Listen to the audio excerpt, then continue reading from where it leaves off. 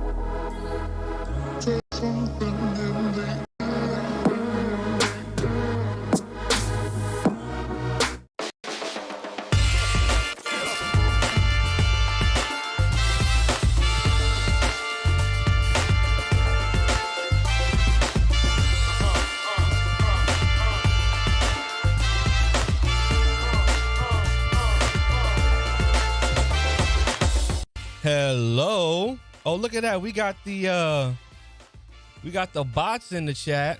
That's the first time I've seen the bots over here. That means I must be doing something. Hello. Wait a minute. Hold on. Hello.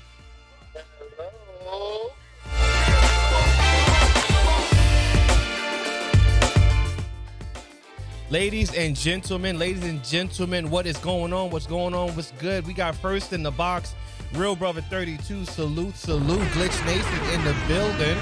Second in the box, David H. What's going on? What is good?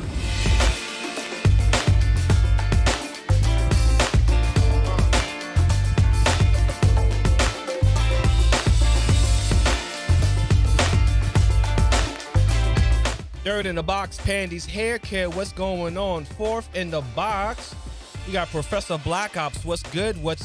Ladies and gentlemen, we got probably one of the best shows I got lined up.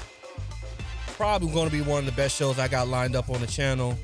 We got my boy, my homie, my friend, InteractiveDNA on the stream joining us. He is going to showcase all the greatness of being a multimedia professional. We're going to be talking about the future of live streaming, broadcasting, the software, the hardware, the technology, where it's going to take us. But we still got to get through the intro. Let's go.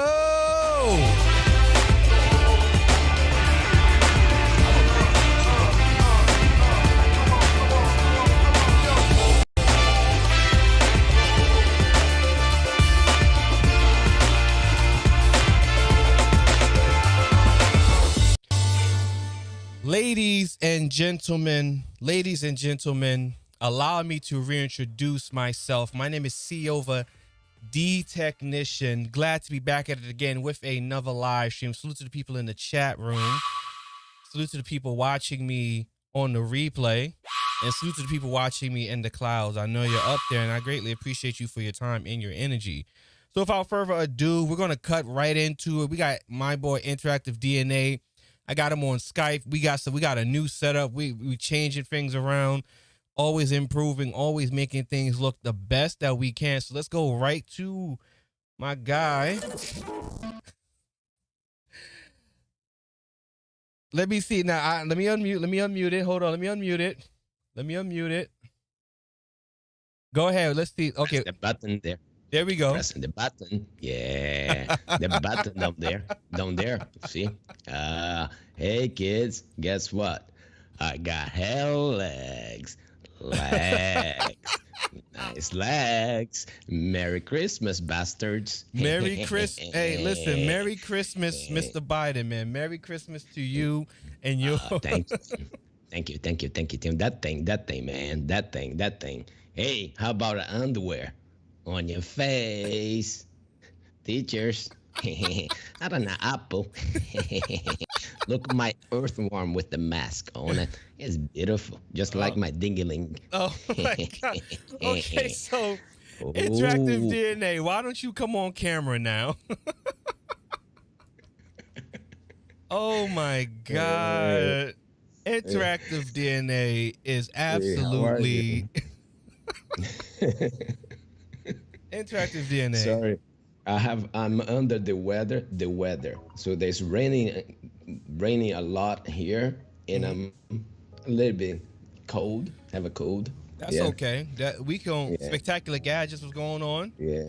We're gonna work. It's okay. Hold on. Let me just get the. I need to get the chat thing in here. Let me get that in here. Yeah. Copy. Yeah. Get the chat thing. Go do it. Click buttons, boy.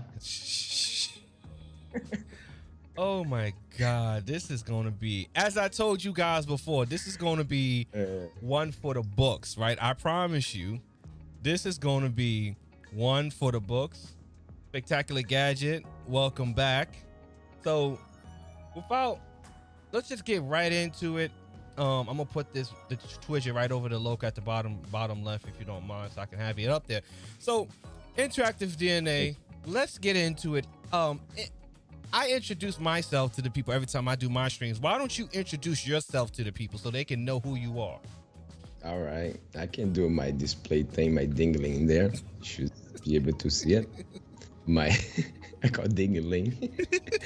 I do multimedia, visual effects. I used to work in Hollywood doing crazy things, things that you go to Las Vegas, video walls, interactive applications, especially for videos. I design my own AI system. I do drones in here, build all live programming. I designed the fastest loading application in the world. It opens in less than a millisecond. Click on it, it opens. I do everything live on my show, showing what it takes to do certain things. For instance, I built this drone on my live stream. Check this out. It's like a transition. See, all doing live, showing what takes to render, how to build things from scratch, from converting one thing to another. Everything live. But what's going on is that people, when I was start doing a lot of work in television and high-end production studios, a lot of people say, man, sometimes you're funny and you know a lot of things. Why you don't do YouTube and share your knowledge, right? And I said, not really, because I had YouTube for my family. I never had YouTube for showing anything else. And what I thought, well, and a lot of people, I did one intro for someone, and people said, where do you download that? You create that template. So people were accusing me that I was creating templates, using other people's designers or whatever it is, templates, right? And they said, to do live, so everything can go wrong. Murphy's Law. But everything I do live, and I show to people live. Even when I work with a studio companies that work, I have a producer in my back, a director, and I have to create things in front of them, right? It's not something that they walk away and come back. For instance, a producer walks in the studio and they say, I want you to make a wall, and the wall breaks apart and somebody walks through the wall. I want fire, I want to do this. And I have to see what software I have, and I have to imagine solutions. So my work basically is all problem solving from beginning to the end. It's just like writing an application, doing 2D, 3D animation, writing an AI system, or anything else. It's all about problem solving. So basically all the careers that I have was just problem solving. That's what it is. So if it makes sense. I mean, it makes sense to me. I think Okay, the for a people lot in the of people, audience, they're just going to be soaking it up right now. People in the audience are going to be soaking up. A lot of people, they come to the channel, you know, we always learning and teaching and sharing information. So right now the audience is just going to be soaking it up, and I want everybody to soak up all the information and gems that's going to be dropped tonight. We got a show for you guys. So how about if I call those people with Biden? Well, yeah, why don't we shout out the chat? So can we bring Biden back? I'm checking the chat thing here. 1 second. Wait, let me find my diggling here. Here, all right.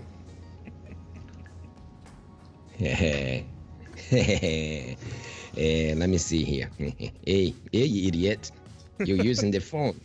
Oh, you bastard. Hey, what's up, Dave? What's up, Dave? Did you see my legs? Look at that. Delicious. That's for the kids later on. So Nay, why don't we do this, right? So can we show the people how this works in OBS, if that's possible, or is this all of this is just being run off of Touch Portal on the iPad? And I can ask Nate, the little bastard over here. He's the one that controlling me. I'm just freaking Biden. Hold on. And for the people that's wondering what this is, right? This is a puppet, because he's a stop motion professional. This is a puppet that's been created in OBS, and it is operated through Touch Portal on the iPad. We're not talking about any Stream Decks. We're not talking about any Anta Minis. We're not using any of this. All of this is run off Touch Portal on the iPad. So my question for you, right? So let me just bring myself down just a little bit so we can see it. So as you can see, I can bring this here. Oh yeah, you can. Well, actually, he can bring it in. There we go, right there. Look at that. So this is Touch Portal. So what a Touch Portal is, a remote control to control anything, lights, computer. You can control basically anything with Touch Portal. Touch Portal is like one of those expensive keys that you buy from Elgato. Yeah, Stream Deck. Yeah, but the difference here is that you can create your own interface, buttons and everything, and you can program your own thing. Think about Stream Deck, right? What do you call those things? Yeah, you had it right the first time, Stream Deck, yeah. Yeah, think about Stream Deck 1 billion times better. That's what it is, because with this, I can do things like this. Look at this. I can hide myself. I can turn things on it. I can, if I bring somebody on, right, I go to the IP call mode, right, I can bring you and me inside there. I can do different things, right? I can go back in here, all this, control it with the controlling OBS, and I'm controlling Touch Portal at the same time. Touch Portal only costs $10. Yes, around that. And the cool thing about this, I create all this, right? I can bring something, for instance, in here, right? I'm go back here to this camera, right? I can turn that off, I want. And with this, right? When I go live stream, let me bring this on full screen. I can go to the part to go live stream. And here, I can say up to 8K, my setup, right? I can check things around different timers, right? And if I press go live, and I will stream, okay? And from here, I can mute my mic and everything here, right? If I go back, I have all the screens like this. For instance, if I go to transitions, I can control OBS, everything from here. Look, if I press studio mode, I'm in studio mode. If I select a different stinger, right? It automatically goes to the other place, right? And for instance, come back here and studio mode, because there has an update in there. But let me remove the tablet from here, okay? And get out of here. By the way, when you have this thing, don't update. If it's working, don't break Listen, it. that Right? is, listen, I shut off my updates on my Windows computer. Like, Okay. we're done with updates. Like, if you have everything working, just don't update it. Don't update. So it pops out on my window over here, right? And it's trying to update. And sometimes it goes like, if it works, don't where say don't fix it. So what I do, I close it, right? Whatever is doing it, and it should reload the tablet when things go wrong, right? And it's asking you here to, it's saying that, asking for me to rate it. I didn't do anything. I tell not to update anything, right? But if I go back, I just fix that. But the good thing about this, if I bring this in here, right? Let me get out of studio mode so I can show you something cool stuff here. For instance, if I go to this soundboard, Yeah. right? So when a ugly woman comes to my live stream, I can do those kind of things, sound effects. I don't know if you can hear. Let's right? try it. Let's try it. Let me see. I don't think you hear because I don't have the patch through Skype. All right, don't worry about it. Yeah, I can't hear it. Don't worry about it. All right. So I can do all these things in live, right? But the cool thing here, right? Everything that I click, I can go to different places. So I'm saying, and for instance, this is my desktop. If I go over here to, this is my, what you see. Yep. This is my laptop across the room, and I can press a button. Now, over here. so let me just back it up just a little bit, okay? Okay. So his setup, guys, right, is so complex that he actually has his computer connected to a laptop on the other side of the room. At the near the end of the show, we're gonna show his setup, and we're gonna show you how inexpensive it is, right? So, with that being said, I want to segue into something. Okay. So, your camera, I believe, is in 4K right now. Am I correct? Yes. Okay. Yes. It is 4K. Your camera is in 4K. I need to adjust the color on your screen just a little bit because you look. It's because I don't have lights in here. I have to turn. Yeah, more let lights. me. I can do the color. Let me just do the color correction real quick. It's because I There don't we have go. lights. See There that? we go. Much better. No, we. You're I got fine. you. Yeah, Turn it off. No, you're good. You're good. I fixed it. Don't worry about You're it. good? Yeah, I'm a technician too. I can fix the color too. I'm a technician too. So I can do things like this. Look. For instance, when I'm supposed to be feeling. By the way, the people that I was talking about, right?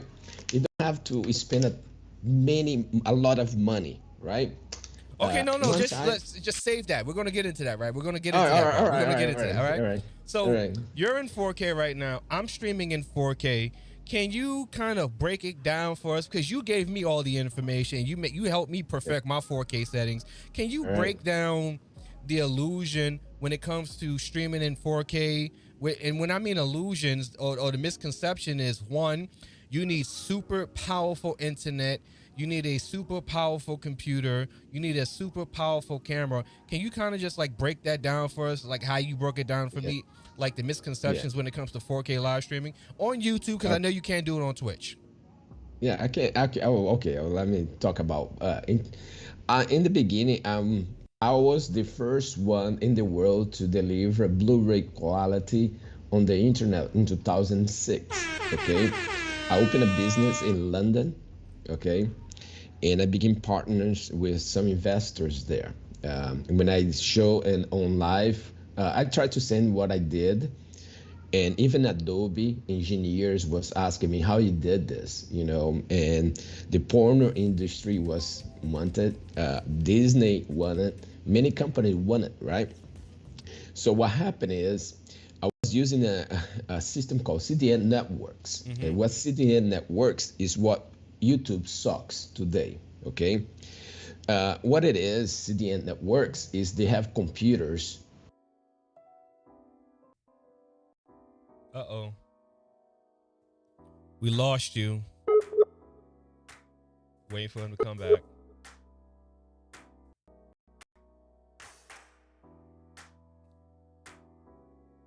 Nah, let me text him. Let me hit him in chat. We lost him on Skype. Wait for him to come back. Okay, he's gonna come back. His Skype crashed. So we're using Skype. So let me explain this to you guys, right? His power went out. Okay, so we're gonna wait for him to get his power back. Okay. Storm outside. Okay, so he's got stormy weather outside. So his power went out. 1 second. So we're gonna wait for him to get back into the conversation. Okay. So let me go ahead and let's see. There we go. Okay. So we're gonna wait. Okay, he's doing that.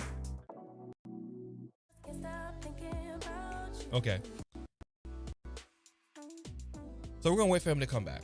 So while he's doing that, so this is different, and what I got going on right now is I'm using Skype. So I'm using Skype through NDI in order to display his camera, right? So now this is completely different than using StreamYard. And the benefit of using NDI is NDI allows you to bring someone in through the video source, which is the broadcasting software Skype or Zoom or StreamYard, and then it displays it at a higher quality, and it pulls the video feed directly from the software and it displays it at a higher quality. That's why instead of me having him up here on StreamYard, and we got him back, so we're gonna call him back. Instead of me showing him on screen with the StreamYard and the box and the logo, we got him in here on Skype, and we're able to show the video quality at a higher quality, much better than what we do on StreamYard, much better than StreamYard. Now, I'm still cool with StreamYard, but once I start integrating this more and more.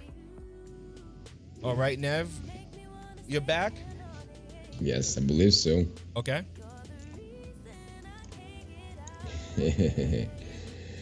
Yeah, you can hear me, yeah, right? I can hear you. I'm just waiting for you to get your camera on. Yeah, and my power went off here though. Had to, there's a storm outside. Yeah, you told me there's a storm outside. Yep. Yeah, but see how fast I can go back. Yes, look how fast he's booting up. Yeah, it just went off. I have a battery. The best thing you can buy a battery. Yes, he has a power backup battery. Yeah, but I think I'm having problem with it because sometimes it works, sometimes it doesn't, right? When it works, it works. I can turn off the power and everything. I can stream for 2 hours with no problem, with no power. Okay. I think it's my battery. You have to replace the battery over 6 months or something like that. And it's been a while. I haven't done that. So you got to replace the battery every 6 months? Yes, it depends how you use it. If you are in a place that there's no much outage, the battery goes dead. So I'm saying it's like a car and a battery, right? Yeah. If you don't use it, you have to crank it, right? Yeah. If you use it, your battery lasts longer. If you don't use it, the battery is just always charged, and you never drain it. Make sense? Yeah. And get to a point. It's like electronic devices that you don't use after a while. Like it just doesn't work. Yep. What's going on, brother? That's Love? Right. Yep. So what I was continuing that we're talking about is I start with a streaming technology. I was the first doing Blu-ray. Is your camera off right now? Oh yeah. Let me see. Okay. I have to. See, I have to turn this on because I don't do this automatically. Okay. You should be able to see me now, right? Yeah, we're good. Let me just. Yeah. Okay, there we go. And again, if you guys are enjoying the stream, enjoying the information, please do the subscribe thing, but definitely share this out on social media. It helps the channel grow. It helps more people get this information so they can get this great content. So go ahead, continue where you were left off. Yeah, that's what's me. I plugged the plug. That little bastard, that freaking Brazilian thing. The idiot that is doing this. He doesn't know anything. I know that thing, man. Corn pop. Crazy, yo. So basically, I developed a application, right? Because I was working in television, in studio technology, stuff like that. I was tired of getting bad video quality, right? And I said, I'm gonna fix this. So I created a new kind of technology for streaming, and I sold for a company in London. And we were using a system called CDN networks, and it was super expensive to stream, but was in real time. There was no delay, like Blu-ray quality. And the way I build it is like if you are in the airplane flying, and if you enter Air France airspace, the voice changes dynamically to French. You know, and it was with dynamic streaming. Is what YouTube does not have.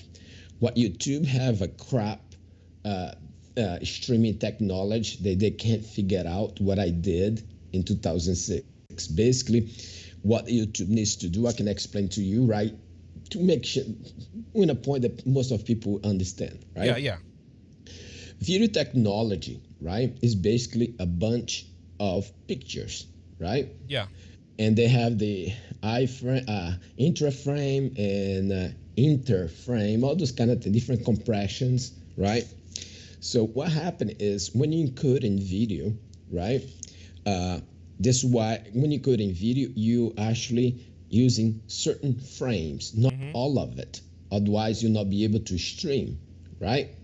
So I appreciate that, real YouTube brother. use H264. Makes sense, right? Yeah, X264 codec. Yeah.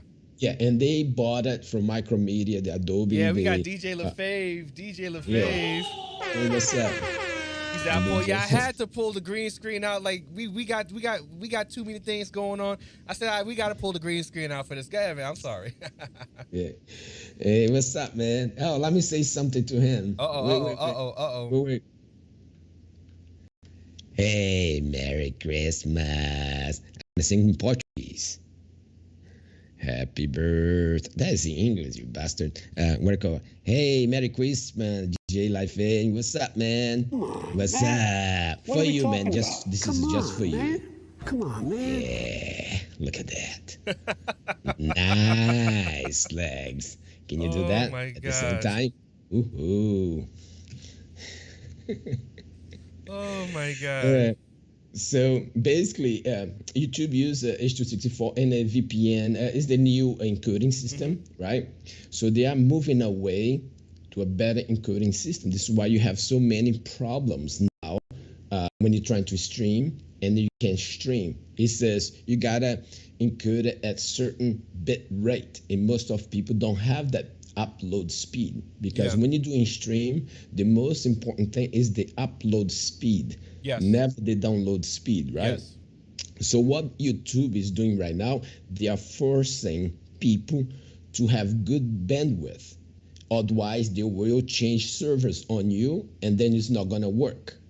So this is why sometimes you stream in OBS and there's a lot of drop frames, and you look in the OBS, a lot of drop frames, and you look in the OBS, there's no, it's still green, everything's green, the computer is not processing high. So what you were saying, so we got shout out to Big Duke, man. We got the Big Duke in the building. So like for what he's explaining right now, right? This is an issue because you guys know, like once I get my settings good to go, like I leave them alone. And I was doing my thing in my streaming, and all of a sudden, out of nowhere, everything stopped working. And I was so stressed and perplexed, and I tried to figure it out, and I did my best. And I said, I gotta consult with the multimedia GOAT right here. And he set me straight. And that's pretty much what he's explaining right now, is that there are issues that happen once you have everything set up. There are issues that happen that's not really on your end. It's on YouTube's end. It's on Twitch's end. It's on their end and what they're doing with their service. But go ahead, continue. All right, man. So what YouTube is doing is like what I did in 2006, slowly, right? So what happened is, I'm going to explain why you have YouTube for free, okay? Okay, hold on. Okay, so there was a creator, his name is Viper, and he was having a whole shtick about explaining why YouTube is free, because of how much they take out of your your affiliate, what you make on YouTube, because YouTube takes like 45% from you and things like that. So that's interesting that you mentioned that. So let's go ahead, and I'm gonna let you go ahead and go back to it. So explain to me why YouTube is free. All right. No, The DJ reason LaFave, my logo is not backwards. Okay, look at that. You gonna stop playing me with my logos? Okay, the logo is straight. Look at that. Look at that. The logo is straight. Okay, DJ, stop playing with me, DJ. Go ahead. I'm sorry. The guys are funny. Yeah, he's crazy. He's crazy. Man. I'm sorry. Go ahead. I'm sorry. Basically, for you to understand why it's free, I'm going to put my situation in place. When I created my first stream platform in 2006, when I was in London, we were using this system called CDN Networks that is globally. They have computers all over the world. And the way it works, okay, I can actually do this here. Hold on. Let me go back here. Let me see if I have this here. Hold on. Hold on. I got to do something quick here. I have to open my link here. You still see me, right? Yes. All right. What happened now when you still see me? Oh no, you just see me and you tiny. Yeah, I see your bit in desktop. there. I see a desktop now. Okay, right. So I can draw in here, right?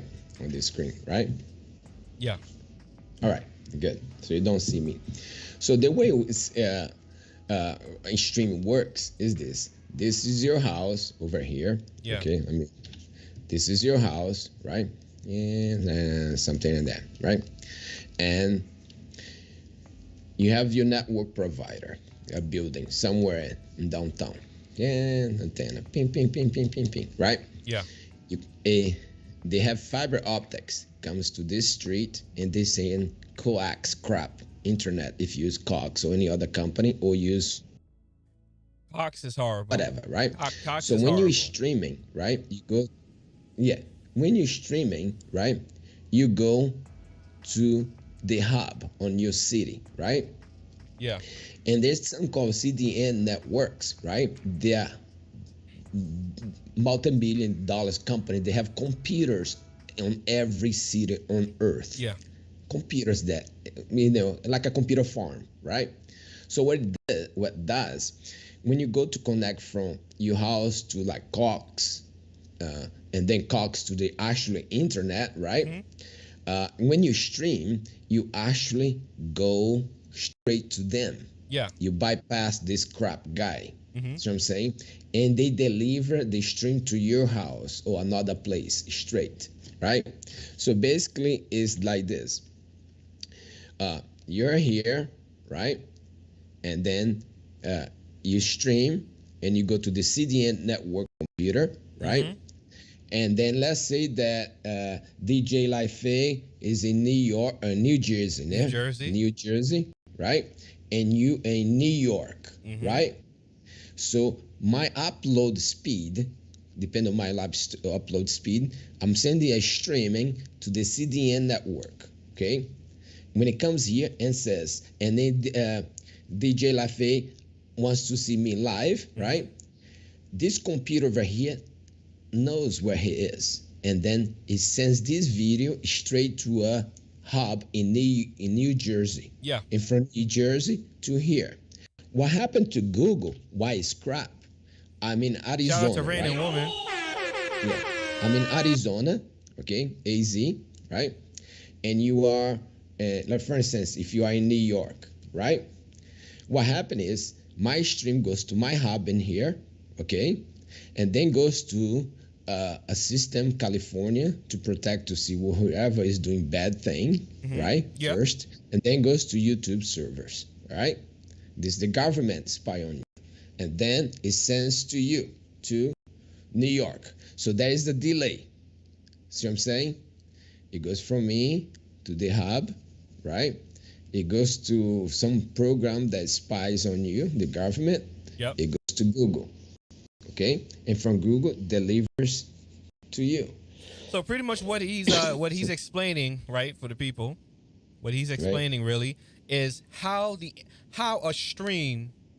information is transferred through various servers when you're doing a stream, and pretty much sending all information through YouTube. So he's pretty much explaining how that process works, how it pings off of several different servers and gateways to get the information. And that's the communication between the server on YouTube side and your ingest and your software, encoding software on your side, which is OBS, Ecamm, StreamYard, Melon, Zoom, Skype, anything. All of that, anything. So why YouTube is free now, right? When I create my encoding platform, I was in London. I pay the CDN network and was super expensive. Cost a lot of money, right? So if I was trying to sell my media to Walt Disney, to any other company, right? What they're paying me was not even enough to cover the computers. That's what I'm saying. If they pay me a lot of money, that's what I'm saying, and they were not enough. So how YouTube make money? You hear me, right? Yeah, I'm listening. All right. So how I know sometimes if someone's talking, I'm really just listening. Like I'll be super quiet and I won't move. All right. So what happened is this: it costs a lot of money to use the CDN networks for live stream, for streaming, right? Because you pay for every computer around the world, right? But YouTube came out with a better way. They bought a bunch of computers, different places, right? But a lot of things goes to a different hub, the main hub. This is why when you do your upload speed, always check the Google. He crashed again. We'll wait for him to come back. Hopefully he didn't. We'll wait for him to come back. Like he said before, there's a severe storm in his area, and it's cutting his power off. So we're gonna get through this, but that's the second time that's happened. But it seems like I'm having my own music issues too. But whatever. Yeah, we're gonna wait for him to come back. I think his power just shut off. Let's do this on my phone. Okay, so ladies and gentlemen, we're gonna go to the phone now because the camera's not working. Okay, the camera's not working, so we're gonna go to the phone now. So I'm gonna call him. I'm just gonna mute that so you don't hear it. But anyway, like I was saying, ladies and gentlemen, man, like I said, this is a show for the ages. If you like what you're hearing, and I hope you like what you're hearing, because the music is fucking up now. I don't know what's going on with the music. It's messing up. Whatever. If you like what you're hearing, definitely like and subscribe. Share this out to your social media platforms. And if you want to contribute to the platform, all the links is in the pinned comment. Cash App, PayPal, Stream Elements. If you support by Stream Elements, you're going to see the icon pop up on stream, so you could be a part of the stream and show your contribution to the content forever and ever and ever. Okay? But we're going to call him now. We're going to call him back. And definitely interact with the poll. The poll question right now is the future of live streaming headed in the right direction? Very simple. Yes or no? Citizen Lou, what's going on? We are definitely using green screen. We are green screened all the way up right now. I'm gonna bring my guest back in. There we go. So now we good now. We done with the camera. He got his camera up. So just finish what you were saying about okay. So let's just do this, right? So you explained the server information. So let me just ask the question again for the people that's coming into the stream. All right. Why is YouTube free? It's because ads. Okay. And I'm gonna explain how that works. Okay. When you work on television, right? Yeah. When you're working with television, we have buyers called media buyers. Yeah. Right? And for instance, I give an example, right? When I do a commercial for television, let's say that TV station needs to sell the air to the customer, right? The customer could be your local, I would say, air conditioned company, or your local car dealer company, right?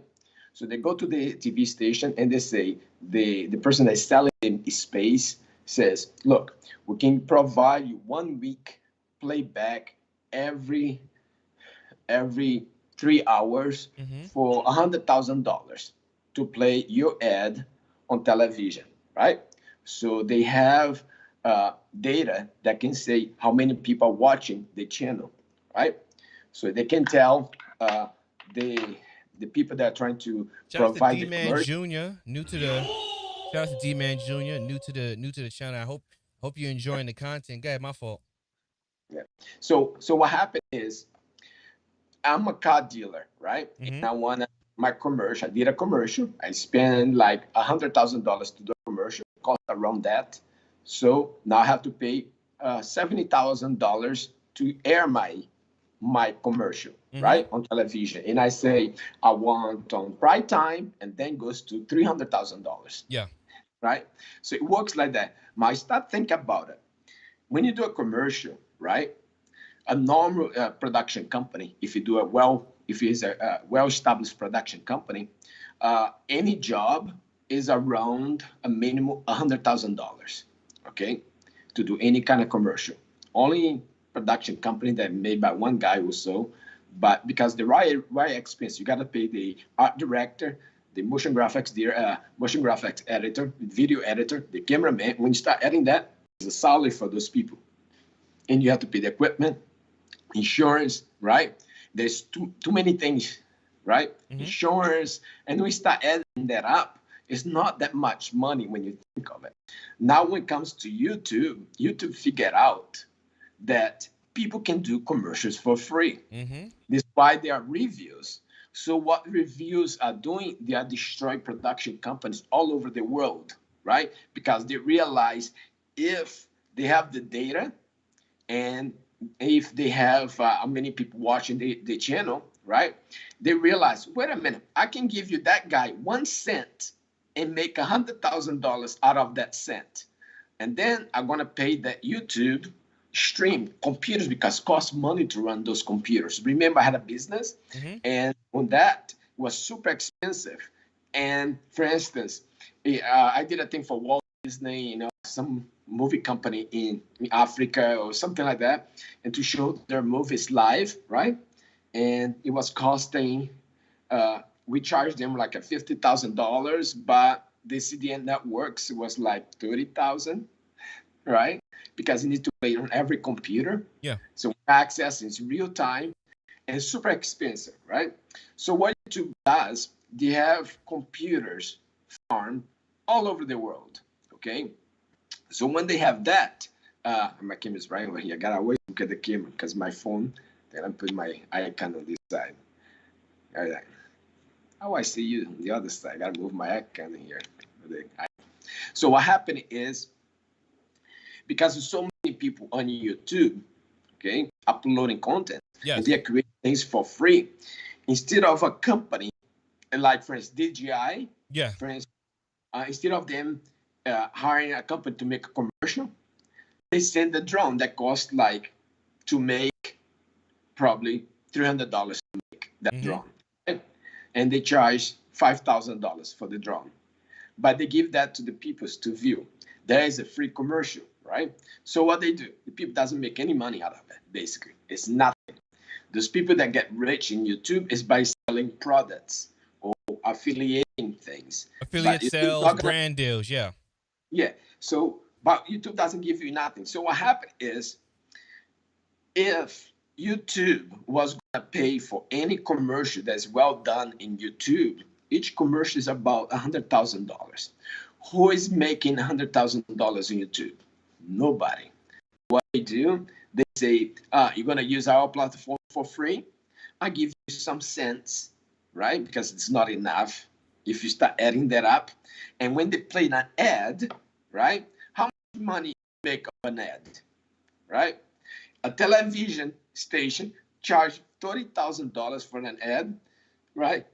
And YouTube is paying basically cents for the same kind of, or even more people. For instance, given a Joe Rogan, right? That guy, the big podcaster guy, right? Yeah. He has millions of people watching his show on YouTube, more than many TV shows on television. vision. Yes. Right. So what he's making a lot of money on other things. So not because YouTube, if you start adding that up, is not enough. When he signed his deal with Spotify, he deleted about 2.5 There you go. billion views on his YouTube channel because of the Spotify deal. Yeah. So basically, YouTube is free because it's a ripoff, complete ripoff. Well, this should be even illegal, in my opinion. They should not do that because I'll give an example, okay? Let's say, I remember I give an example that actually happened and I work on, okay? In 1989, right? They're laughing. In 1989, I did a multimedia thing called Toyota, right? Hold on, say it again. Toyota, the company, Toyota. Oh, Toyota. Okay, Toyota. All right, the car company. All right. Was an interactive thing for the CEOs, people, showing how the electrical car works, right? And when I was looking at how the cars charge the battery when you brake, and I start realizing, I asked this question, right? The battery, when you change your fan on your house, you never change because it never touch anything magnetic, right? Yeah. So what happens is electric cars, there's less moving parts, right? And if you look at Tesla car, in any mall they have Tesla car, you see there is just nothing. It's just some cables and motor, and this is it. So the companies that build brakes, the companies that build little parts that go in cars, the tiny little things, because if you open up a regular car that has combustion, right, there is a million different parts that comes from different small companies, right? So in 1989, there was a big problem with the electrical car because that could destroy the economy. So I'm saying it can destroy a country because what happened to all those little companies? They're not going to be making the parts anymore because you don't need it, right? So it's just like in creating a car that runs in water. What happened? The other company go bankrupt and the economy dies and a lot of people without a job, right? So what happened is this. When you're dealing with technology, right, the technology that evolves so fast, right, it's good and bad. It depends what you're replacing. Yeah. My opinion, AI is going to change the whole thing pretty soon. And because of 5G, it's going to destroy a lot of business. A lot of people have no clue what 5G is. But what happened is this. YouTube is, take advantage of people that are doing free reviews, right? Super cheap. Say a company says, here is a microphone. And then you do a commercial for free. And that company was going to pay a production company like the ones that I work. They had to pay like $30,000 a minimum, right? Something like that. Or a cheap commercial is like $30,000. Right? Just to make it simplify, 7 figures. Okay. It's costing 7 figures, regardless of the actual number, but it's going to cost 7 figures to talk to a production company about doing a commercial. Yes, and YouTube, you see all over for free. So what they realize, they say, let's go do this. Let's go, make YouTube a little bit better, right? Let's go stop blocking people that doesn't have 1,000 viewers or subscribers, right? So right there, YouTube is eliminating a lot of junk. Yep. Yes, and yes, that's what happened. Yes. But people already have a lot of people watching because they want to sell the ads. And so let me just back it up a little bit because a lot of people might have missed that point. All right. So we all know that when YouTube made a change when it came to the revenue source and being monetized, that's where the 1,000 subs and the 4,000 watch time hours came in, because that cut off a lot of smaller channels, whether or not they were posting junk, whether or not they're posting quality content. That set a bar for them to share money with the creators. So until you get to that level, they don't really have to share any money to you. And as of last year or the year prior, they put ads on your content. So if you're a channel that's under that monetization threshold, They make money on that. They make money on your channel 100%. They don't got to share it with you. If it works now, doesn't matter what. It doesn't matter if you have one subscriber, whatever it is. They put in ads, everything. Like every time I watch on, I watch a lot of YouTube content on 4K television, and I have to watch sometimes 3 and 4 ads, one after the other, and you can't skip them. 3 to 4 ads. Yeah, I have to watch the whole thing. Yeah, I got YouTube Premium. I can't do it, man. It's just too much. It's too much because now they double the ads, and then sometimes if you're not monetized, you can't choose what the ads are. So sometimes they're pre-roll ads that kill the watch time of the creator because people just click off the video because they don't want to be bothered with the ads. And now here's how smart it is. How many people pay for the YouTube subscription to skip the ad? Not many, because they know that. They know that because it'll be nothing. It just be like, I'm a big for instance, YouTuber. to give an example, I'm a big YouTuber. 3 I'm a ads, big YouTuber. right, in YouTube. And I know for a fact because I work on television, NBC, many ETV, many places, right? If one ad play on air, right, there's less viewers than YouTube, right? Because not many people watch TV sometimes, and especially these days, right? Yeah. They charge about, for production, for delivery and everything, a stupid, ordinary ad, commercial, like the stupidest commercial you think of it, is no less than $30,000. Easy. That's what I'm saying, from the production to delivery, right? So every ad that they put in YouTube so you can watch, is basically they're making a tons of money. So much money that you can even believe. How you think they are support? How you think they're paying for all these servers, this computer? Because it costs money to stream, to upload. How many keep uploading? And guess what? This stream that you're doing now is the future of streaming, right? Give an example. You stop doing uploads videos. The future is on streaming technology. Whoa! If you have stop the show. Hold on. Stop the show. All right. We gotta put that. We gotta rewind that back a little. We gotta put that on wax. Did you just say the future is not in uploading content? The future is in live streaming content? It is still already there. The reason, I give an example, right? Yeah. YouTube is a platform, okay? And how many platforms out there for streaming? There is Hulu, there is Disney, there is many platforms out there. Hundreds. Yes, and guess what? It's gonna get worse. Pretty soon, even YouTube is trying to, I think, not allow anymore to upload less resolution, less than 720p. I don't think they don't allow any more upload lower than that. So I'm saying. So what's gonna happen is this. Pretty soon, YouTube is gonna write an algorithm that says this channel is good, has a lot of views. Doesn't matter about the content, if its content is good or not. They care about how many people subscribe to the channel. So the more viewers they have, the more money they make. And they're gonna say, let's go filter the whole thing, because there is millions of great content on YouTube.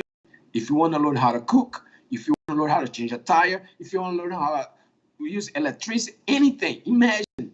So what YouTube could do is easily says, let's go remove all the garbage on the servers, kill it later by later. Let's go change some policies. From now on, if your channel is not qualified as a production company, kind of, right? Production quality content, you'll be out of the gate. That's what I'm saying. So, and then they realize the future is the streaming. What out there right now compete with streaming is the television networks, NBC affiliates, Fox affiliates, DNA affiliates, the latest television station that's gonna die pretty soon. Nay, now I got it. Now one more time, we gotta stop the show and rewind that back. Let's see. Supersly got an interesting comment. Just received an offer from a company that loops live stream. They said YouTube prioritizes live stream over pre-recorded vids. Listen, all right, this is if you're not paying attention, right? Because I know sometimes They look at the channel, they look at the numbers. If you're not paying attention right now, these are some gems that are being dropped. They're not being dropped by creators with millions of subscribers and hundreds of thousands of dollars of brand deals. They're being dropped by people that actually know the thing and know what it is that they're being talked about. What's going on? What's being talked about? Now, I said stop the show. I'm gonna leave Super Slide comment up there too. I said stop the show, rewind it back a little bit, because you said something I know went over a lot of people's heads, right? So Okay. for the people that pay attention to when YouTube changes things, right? YouTube changes things in their terms of service and their policy and guidelines. YouTube recently this year, pay attention now, YouTube recently this year combined the two, okay? So their policy guidelines and their terms of service are one and the same. Now, with that being said, that means that anything that goes into the terms of service and anything that goes into the policy and guidelines updates are one and the same. So what Nate just said is, if they were to ever switch things over and, like, say, get rid of channels, get rid of videos that you can't upload 720p, or if you're not live streaming, this channel is not live streaming, you're not you're not approved for monetization, or you can't even upload content on YouTube, that would be in stone, because the terms of service and the policy guidelines are one and the same. Now, Nay, I want you to take a look at this question Super Slide just posted in the comment section. I mean, in the chat room. He just said, just received an offer from a company that loops live streams. They said YouTube prioritizes live streams over pre-recorded vids, more ads they can run during live stream. Nay, what are your thoughts on that comment right there? It is going to be live stream. The reason why, I'm going to explain why. The only competition about live stream right now is what? The network companies. That's what I'm saying. The network companies that has affiliates all over the country. Mm-hmm. They have those satellites, they have the TV news, all those things are dying companies. And if you work on television, get out now. You start doing your own YouTube live stream. Listen, CNN has been bleeding viewers ever since, even before Trump got into office. That's the thing, right? People think that because Trump got into office, he killed CNN. No, CNN was trying to be sold way before Trump got into office, right? They've been bleeding viewers. Let me ask a question, people on the chat, or you too. When was the last time you turned on your TV to watch a regular TV show? All right, so the question right now that he's posing to anyone in the chat room that wants to answer that in the chat room, I'll highlight your comment. When was the last time that you watched an actual TV show on TV? Not YouTube TV, not Hulu, not Amazon Fire Stick. Local network. Yeah, just saying, turn a local network television show. I know my dad watches Walker, Texas Ranger all day, so he's out of that conversation. But this is the thing. But for how long did you watch? So I'm saying, you watch for a little bit the news to check the weather, but you can check the weather on your phone now. Yep. You can check many things out there on your phone, right? Yeah. So basically what happened is, if you work on television today, get out. I used to work on television, get out. If your weatherman is the first to go, who's going to trust your weatherman? You can just ask your freaking phone, it's raining outside? Good. If it's not, don't go outside. Why you want to watch TV for the sports? How you get your phone? You're going to watch on television? That's what I'm saying. For so what? Kim says maybe once a month, but everything is DVR. There you go. Even DVR, but YouTube is DVR. Yeah. This live stream you can watch again. Yeah, a lot of live, Yeah. most live streams can be Anywhere. watched on DVR if they set the settings. Yeah, but here's the thing. YouTube is a DVR with a live stream. So the only competition between YouTube right now is the networks. And I'm talking about networks. For instance, when I used to work for NBC, there are affiliates, right? Affiliates is like some rich company says, let's go build a TV station. Real Brother said 2015 was the last time. That's crazy. Go ahead. I'm sorry.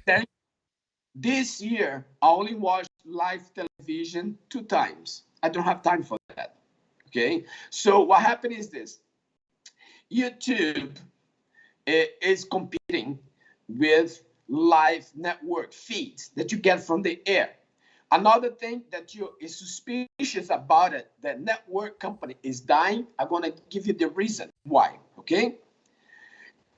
In 2002, in 1997, 96, 97, I used to work for the government, right? Mm-hmm. And they ETV, they brought in a 4K television, okay? And the resolution was just like a 4K resolution, 2K. The detail was incredible. Could see people details on the stadium flying over the helicopter. Was a beautiful image. Was most uncompressed video. Was JPEG is compressed, but the picture is still amazing, right? So, but because the network spent billions of dollars on satellite system and they were analog, they have to convert to digital, and they took over more than 20 years, more than 30 years to convert to digital, right? So they made a agreement with the government, says, guess what? We're not going to stream digital, that beautiful quality that you showed to us. We're going to do is split the channels and 6 channels. So what they did, the networks, they did this. Instead of getting a beautiful, gorgeous image that you're providing right now for the people in 4K, right? What they did is this. Let's go divide the channels in 6. And then you have Fox News, Fox Sport. And what they did, they compressed the hell of the quality, right? And they make a 720p for sport, get 60 frames per second, and 1080i for regular TV show, right? So they split the channel in 6 because they didn't want to use the entire band to deliver one channel. So I'm saying, to compensate with the cost they did, because they want to sell the analog satellite system to third world countries while they update all the analog systems. And that, right? does that also have to do with how in Europe and pretty much outside of North America, they're using PAL, and while we're still on NTSC? Yeah. Now the reason why NTSC and PAL-M and PAL in Europe is the electricity. Okay. Okay. Has with electricity in the United States is 60 hertz. The electricity, right? When you're developing the television system, 5997, something like that. Yeah. So to synchronize the sound, okay, when we talk, they put 59.97, 98, right, or 28.97 to synchronize, because after 10 minutes. The sound start getting out of sync, and they realize that let's go do that to match the hertz, the electricity, and then we can fix it, right? And then what they did was interlace. So the videos were recording 30 frames per second, 29 frames per second, interlace, right? So as 30, half of the resolution, and 30, half. So the electricity goes like this, right? So it draws each interlace to make one picture, right? Yeah. That comes digital. And for those that don't know, real quick, for those that don't know, interlace is a setting that you can set in video editing software as well. If you have, because you don't use anymore, because no one uses it anymore, but that is a setting that used to be back in the day around that time. Yeah, not now, but back in the day when we were just getting into 1080p and we were getting off of 720p, that interlace feature was a feature that was added to video editing softwares for that exact reason. But go ahead, I'm sorry. Yeah. So basically what it is this. They realized the network says, like, holy crap, we have to say all these satellites and the meetings that we have, like, we just bought an analog satellite that costs $300 million or whatever. What we're going to do with this? Now the government is mandate us that in 11 years so as to convert to digital. Can't. We're going bankrupt. So what they did, they split the channel to make more money, right? So now you have sports, news, everything, instead of getting one good channel. So, but my suspicion is, okay, we are in 2022. This resolution that the government allows to broadcast is still good, but the network companies, they broadcast 720p that nobody wants to watch anymore, and 1080i. Everybody wants to watch 4K. The better 4K, even 8K. When you watch the 8K content, and you go like, whoa, look at the details. Yeah, And then I think Fox News is like at 1080i or 720p yeah, because Fox News looks horrible. Fox is 720p. Yeah. And NBC is 1080. Most of the sports people like to watch Fox because it has more motion, more frames, Yeah, right? yeah. But the resolution is smaller and more compressed, right? Because they have the other channels. They want to make money, right? But my suspicion is now we are 2022, Yeah. right? We are entering 12K already. My work, when I do my work, I work in 8K, 16K, 24K video walls, right? And while I'm working on with these crazy resolutions, and I see the networks delivering 720p and 1080i, right? And those images, the picture that those cameras produce, they when you see somebody report on the news, right? Recording with those cameras, right? The lens they use is like $100,000, $200,000 for the lens, and they are disappearing. They start using DSLR. Yeah, right? if you since last year, sports they're using DSLRs and mirrorless cameras now for like their on the court shots. They're not even using the big studio cameras anymore.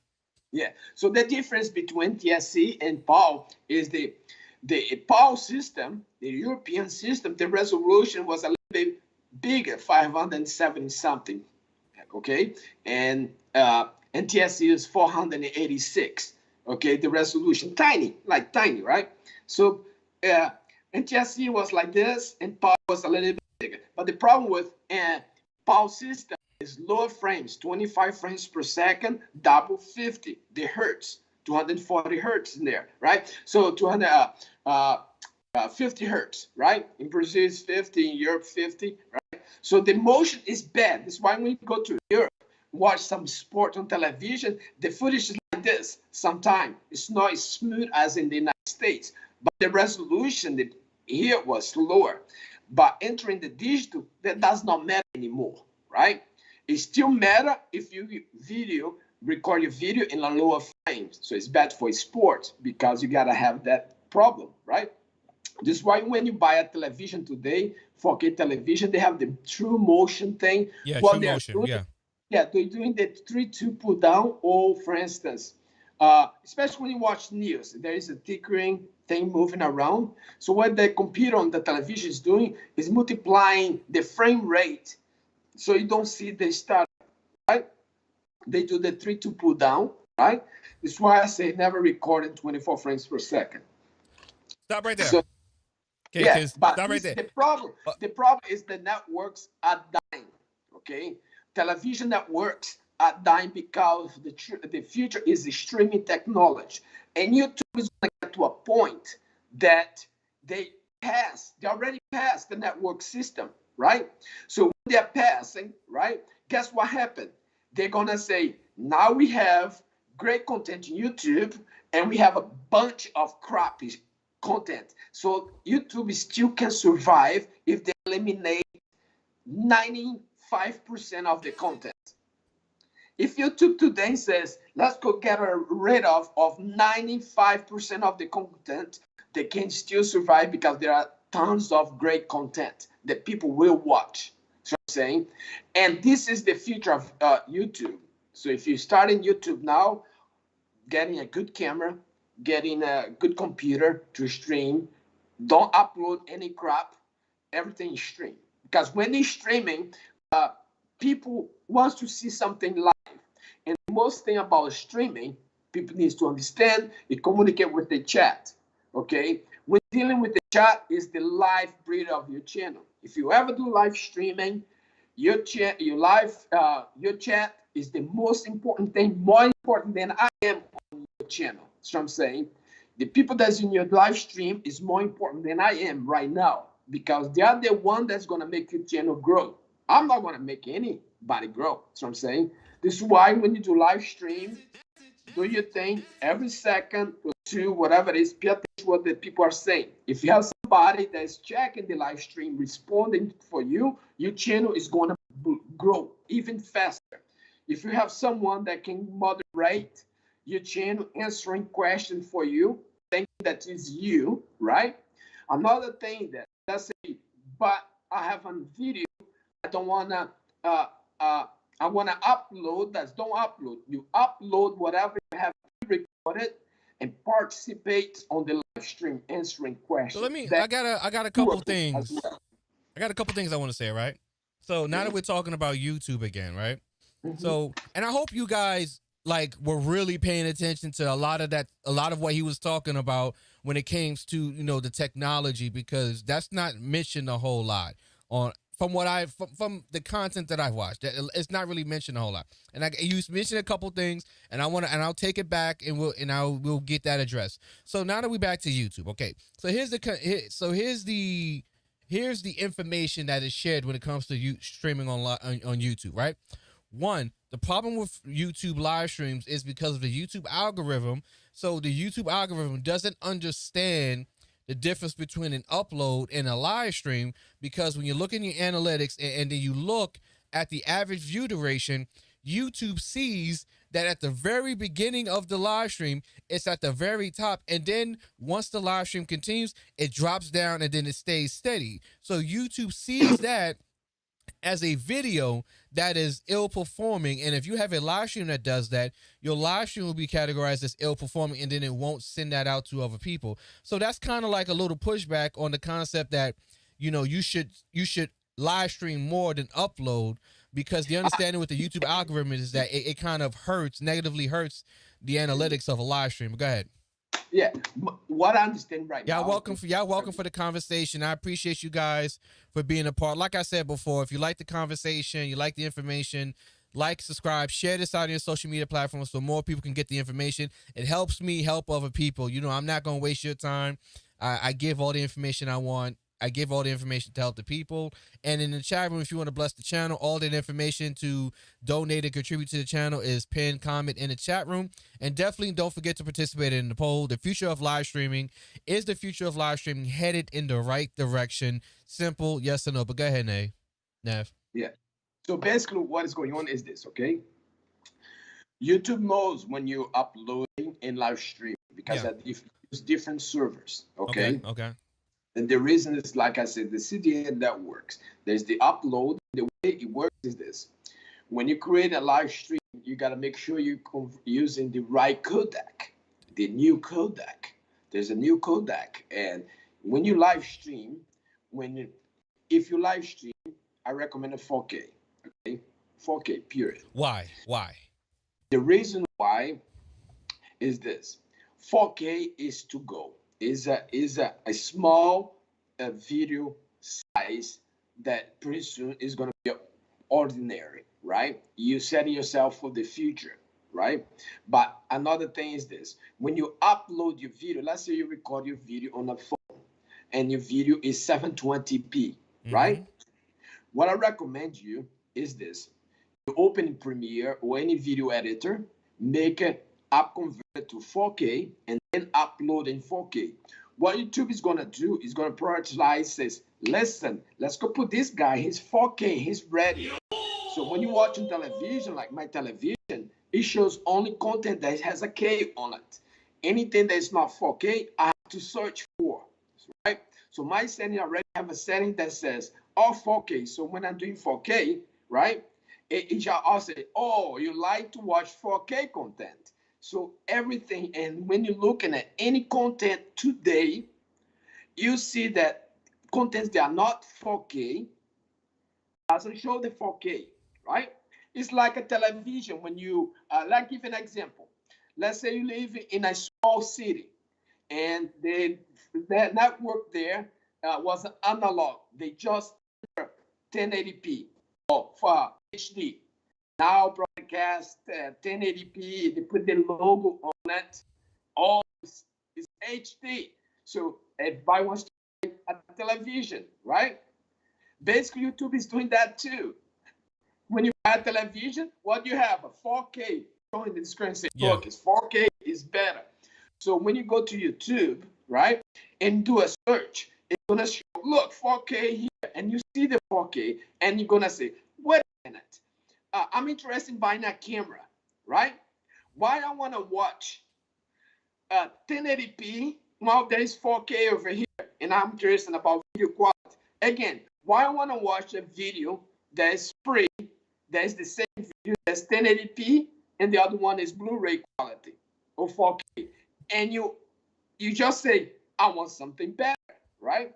So when you upload in 4K, and YouTube will automatically use the new codec they're using. They're updating, they're fixing it. You have a lot of, right? But they're using the new H.265 codec. Remember, so the new codec, so the old codec that everyone is accustomed to is X264. The new codec is X265, and OBS software through StreamFX is opening the door for AV1. Yes.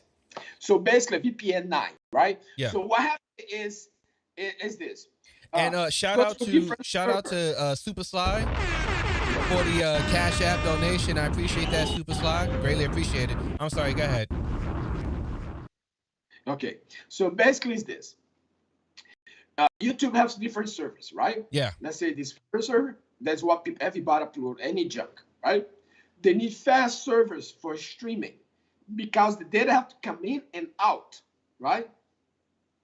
Remember when I was paying a lot of money for the CNN networks, better hard drive, better computers, better processor, because it needs to encode the video. It cannot have the same garbage traffic downloading, because if you download a lot of shit from the same computer, because people don't understand that servers are computers, right? Yeah, server racks. Remember Skype, when Microsoft bought Skype, Microsoft destroyed Skype.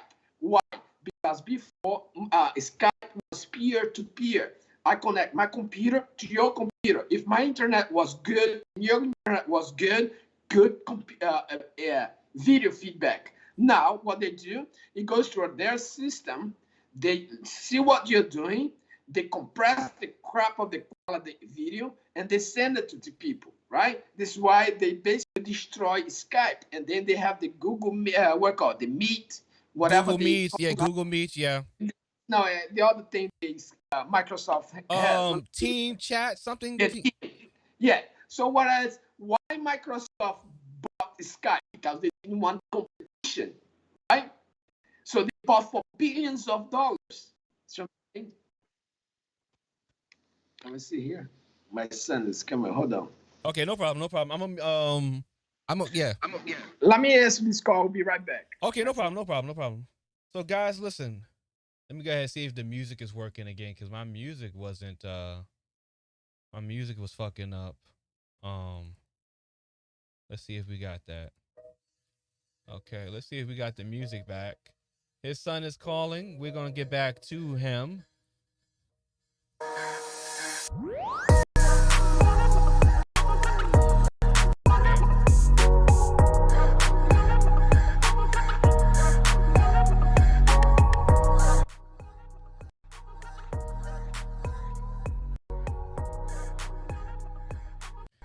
Ladies and gentlemen, man, like I said before, I told you that this was going to be a fire stream.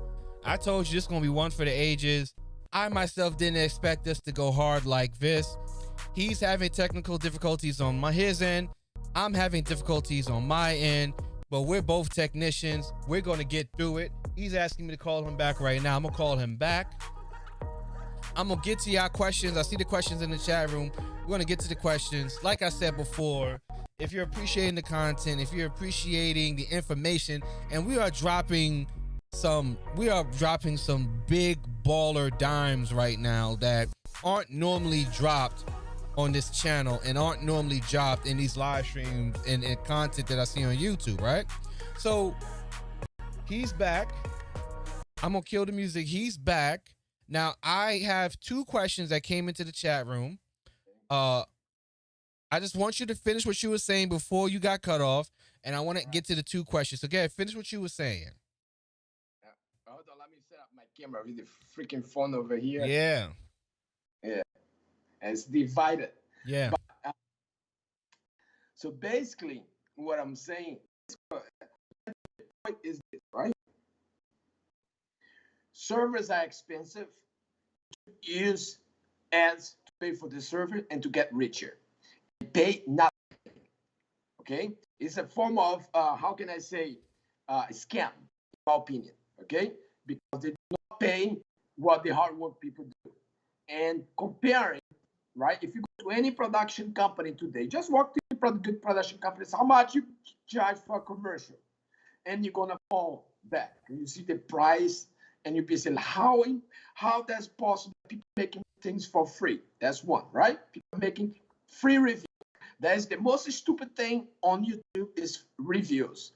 If they didn't pay like $100,000 to make a review on a phone, on a computer, on a Xbox, whatever it is, right? If you know how to edit well, do all the production thing. If you're not making $100,000 on that, you're being scammed. Period. This is it. That's the one. So YouTube is making money, tons of it, out of it, because the companies like commercials, the company that try to sell thing companies that pay millions of dollars to YouTube, and YouTube give you a cent, right? Yeah, that's reality, right? Pennies on the dollar. Pennies on the dollar. Yeah. So YouTube is moving towards streaming technology because they want to compete with the network. Network is dying because people are stopping watching because the quality sucks, and they're not going to update the system because it costs money. So what's going to happen to you? It's going to happen. Think about a network system as a fax system. Who has a fax? There was a time everybody had a fax before. Yes. Yeah. But by the way, the first time I have a problem with my fax, I did not know how to say fax, and I say, can I fax when I'm on the phone? I'm talking about fax. You got to hang your phone up because the fax machine's not coming through. Yeah. And I called it, and they didn't understand my accent, right? And I said, can I fax when I'm on the phone? Because I want to send a fax and talk on the phone. Come on, man. And I said, What are we talking about? Up to you. This is your personal thing. And it's now I want to ask, you know. So I want to ask you, so we got a question. We got two questions, right? Right. One question, all things drone, shout out to her. Does the processing take longer on 4K lives? Like when I want to add mid-roll ads later, seemed like my 1080p did not complete processing until the next day. So she's asking, does the processing on 4K, does the processing on 4K lives take longer? I'm gonna answer that. I'm gonna answer that one. Let me answer that first, and then you can answer after me, right? So, all right. My answer is no. The 4K processing does not take long because immediately after my live stream is done, I watch my live stream and I go straight to 4K, and it plays fine. However, if you are doing something, if you are uploading to YouTube, right? If you're uploading a 4K video to YouTube, the delay is on YouTube side. It's not on your side, right? So the delay in processing a 4K video is on the YouTube side. But if you are doing a live stream in 4K like I normally am, the availability of the 4K resolution is available instantly. But go ahead, Nate. What you got for that question? All right. So my phone is not here. Okay. So basically the way it works. Okay. Yeah. You set up your computer with your stream. First, Yeah. you gotta check your upload speed. Yeah. Look, when I designed my first stream technology, right? I did this so you guys understand how stream technology works, right? You have to think about this way, okay? People say, I want to buy. I have a $10,000 computer. I want to buy the best camera, best microphone, buy everything, and then they have a crap internet connection. Useless, okay? You spend a lot of money for nothing. Make sense? Yeah. Okay.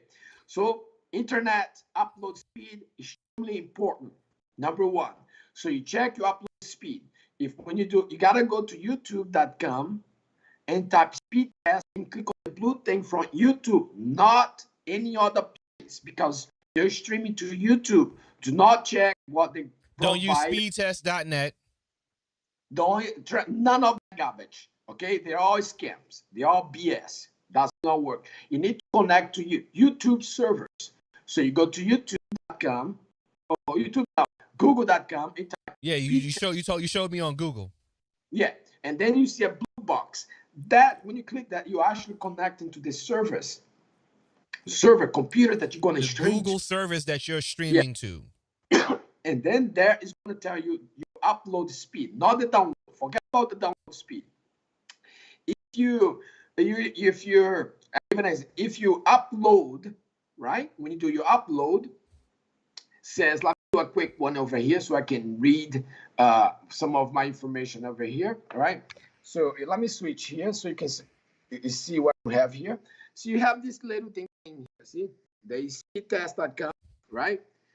Only go to this one. If you do not see this blue box in here, okay, they should have made blue balls in something instead of a square. So you click on that, right?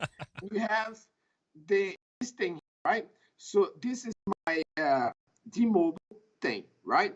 So it's checking the upload speed. I don't care about that. That's not what I want if I want to stream. What I care what the upload is. So right now doing the uploads, it's still checking. It's around 11, mine, okay?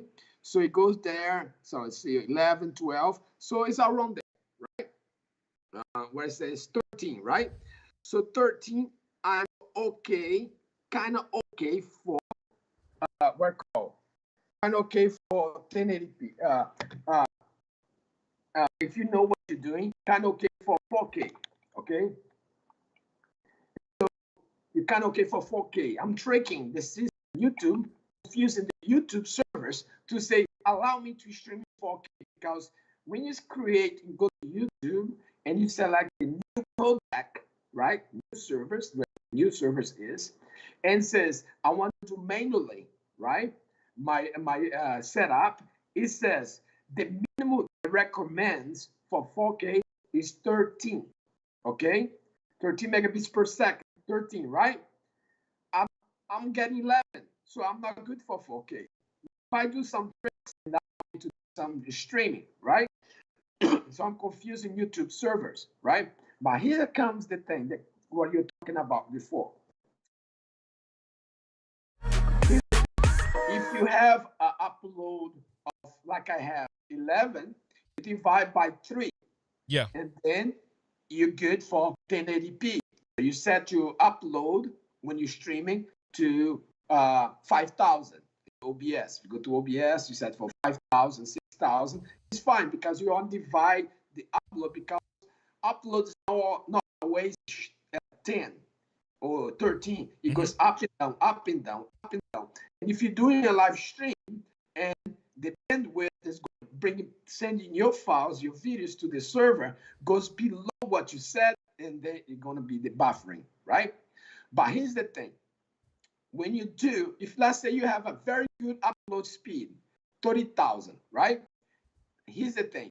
You said, if you do a video in 1080p and set your upload for like 6,000, right? You delay, when people talk on live, the chat, is 1 second. Okay?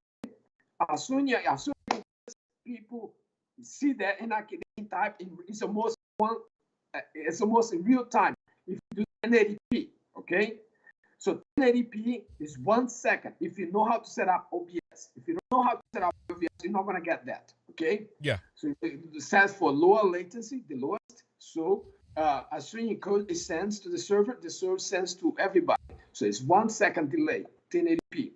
If we increase the resolution for instance, I have here, for instance, to 1440, that means 25.6 times 1440, the delay, okay, say, when I say like this, you say, somebody type like clap now, right?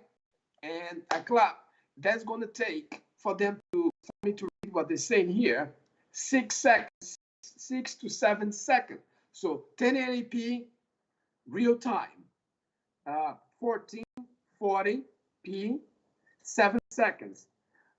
4K is about 26 to 27 delay. For when you talk about right now, there's a delay when people ask for a question. Hey man, what do you think about this? For them to see your video back is 27 seconds late. And a lot of people don't like that because it's not a real time. Because of the delay. Yeah, the delay that you respect, like they say, hey man, what microphone you watch? they're gonna get the answer from you if you read the chat 27 seconds long. If you didn't check your chat and talk for about a minute, so you start adding that up. It'll be 5 minutes later is when you're gonna check their chat. That's what I'm saying. So this is why when you stream 4K, always check your chat. Yeah. Because there's 24/7, a 27-second delay before they answer your question, before they hear your question. So Nate, so with that being said, right, I want to get to the second question posed by Rainan, right? Mhm. And I think it's just kind of an easy answer, but she asked, does this mean that people who record with cameras should upgrade their cameras to 4K? It depends. You can create great content with any camera. Is who's the creator? It doesn't matter if you create something black and white or with crap quality, right? It's the content. Okay. Don't spend any money on anything if you're not going to create great content. Okay. Listen, First of I all- talk about that all Yeah. the time. Like, if you're Yeah. buying a $4,000 camera, you need to be making $4,000 content. If you're not making $4,000 content, you do not need to be buying a $4,000 camera, right? Yeah. So, like, even though we're talking about 4K, and even though people are saying that 4K is the future, that doesn't mean that you're automatically left behind and anything you upload in 1080p is irrelevant. We're just talking about like the visual Yes. aspects of it. Like, we're talking about how YouTube compresses and crushes 1080p. We're talking about how the streaming platforms crush 1080p 720p content on live streams and Give uploads. an example. Let me give an example. Yeah. Okay? When you print this, okay. By the way, I have this for people to film with any camera. You can download for free. But anyway, when I print this, I print like a 300 dpi, right? And people get confused about dpi with pixels per inch, right? They do different things, right? 1080p is this resolution. 4K is 4 times the resolution. 8K is 4 times the, it kept getting bigger, multiply. Yeah, right? yeah. Mm-hmm. So think about this. When you buy a camera, right? If you want to buy a camera, first thing you think about the eyes. The sensor, the size of the sensor does not matter if you buy a camera that cannot see well. So first question you gotta ask yourself is this: what kind of content I want to produce? I want a professional quality content, so you gotta buy a camera that has very good glasses. Glasses we call fast glasses. That means the lens have to see well. You gotta know how the lens can see well, how much the camera needs to see, how well the camera sees it, right? Before even thinking about the body. And right? a fast glass means, like, that's where we're talking about the f-stop. Yeah. The lower the f-stop, the faster the lens. Yeah, the fast glass. Glass. I'm losing my voice. Fast glass means the aperture is way open. Yeah. Okay. And there is no moving parts. That's why when you buy, for instance, let me see if I have something here, like this. Okay. When you buy the primary lens, sometimes, right? When you buy this thing, these are garbages, right? It produces no good quality image. This is why professional videographers, photographers, they have those tiny lenses for each condition because there's no moving parts. Because what happened is cameras are expensive because of the glass. Yes, right? the glass is the most expensive part of that lens. Yes. Film camera has too many parts. Glass on a glass on a glass, and you're losing the details. The shot is losing it, right? That comes to encoding to YouTube. Let's say you record with your phone. It looks great, right? And you don't want to lose the resolution. So I recommend up converting to 4K. Whatever you do, if you have 1080p to 4K, because YouTube is gonna use a better codec, okay? Better encoding system. It's gonna play on a different server, and it's gonna make your image gonna keep more details than an H264, right? That's number one. If you're gonna upload, let's say I don't want to do live stream at all, I just want to upload whatever I have. Get your content, up convert to 4K, and upload it. So YouTube is going to play on a different codec. Okay, if you right click on the system and you can see it, like I can give you a reference. Let me show you mine here. Are you showing the setup? Okay, so if I go to your live stream over here, right? If I put in 25 because I'm just checking. See the resolution there, right? So you go to this little gear, right? Yep. And if it is normal playback, let me see. You right click on it and you go it's nerds, right? So when you look over here, right, and it tells you some information, right? You're in 4K, okay? They say that you're in 4K and you're using a new codec, right there, the codec VPN9. See that? And it tells you everything about some information in here. If you're programmer, you understand that, okay? This is what I call mystery text. This is something that tell the developers what's going on. See the latency, you know what I'm saying, normal latency, right? So when you set up your YouTube in 1080p, you set this to ultra low latency, okay? Yep. And you go to your settings and everything because it's doing 4K. YouTube servers today does not allow 4K in real time. You gotta pay a lot of money. Cisco company. So right? I just want to pause right there for a second because that's something that what you just showed and explained isn't something that's normally explained on YouTube, right? So one, Stats for Nerds, like he just said, shows you all the video information. It does it for a live stream and it does it for uploaded videos, right? The new codec that isn't really talked about the only person that I've ever seen mention the new codec that YouTube uses is this man on the screen right here, right? So that new codec is the codec that YouTube uses that you can use for your live streams that I have to use for my live streams so that YouTube can communicate with my ISP and their servers and my streaming software so that they no longer drop and buffer my streams, right? Yeah, so go ahead. The buffering thing has nothing to do with that. If they're actually using a worse, H264 is actually better than H264 VPN9 for streaming. Okay. Because the more you compress the image, the more processing time it requires the computer, right?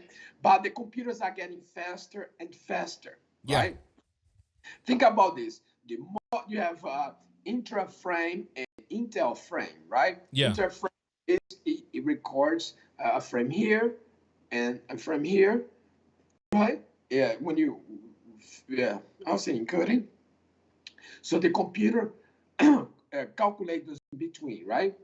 And the interframe, it creates iframe here. Let's say 1 second, right? 30 frames. There is the first frame, there is a full picture, right? The computer does. And a frame 30, there is another iframe. And in between, they have the B frames, and they work called. OBS has a setting where it uses B frames and reference frames. Yeah, there has prediction frames.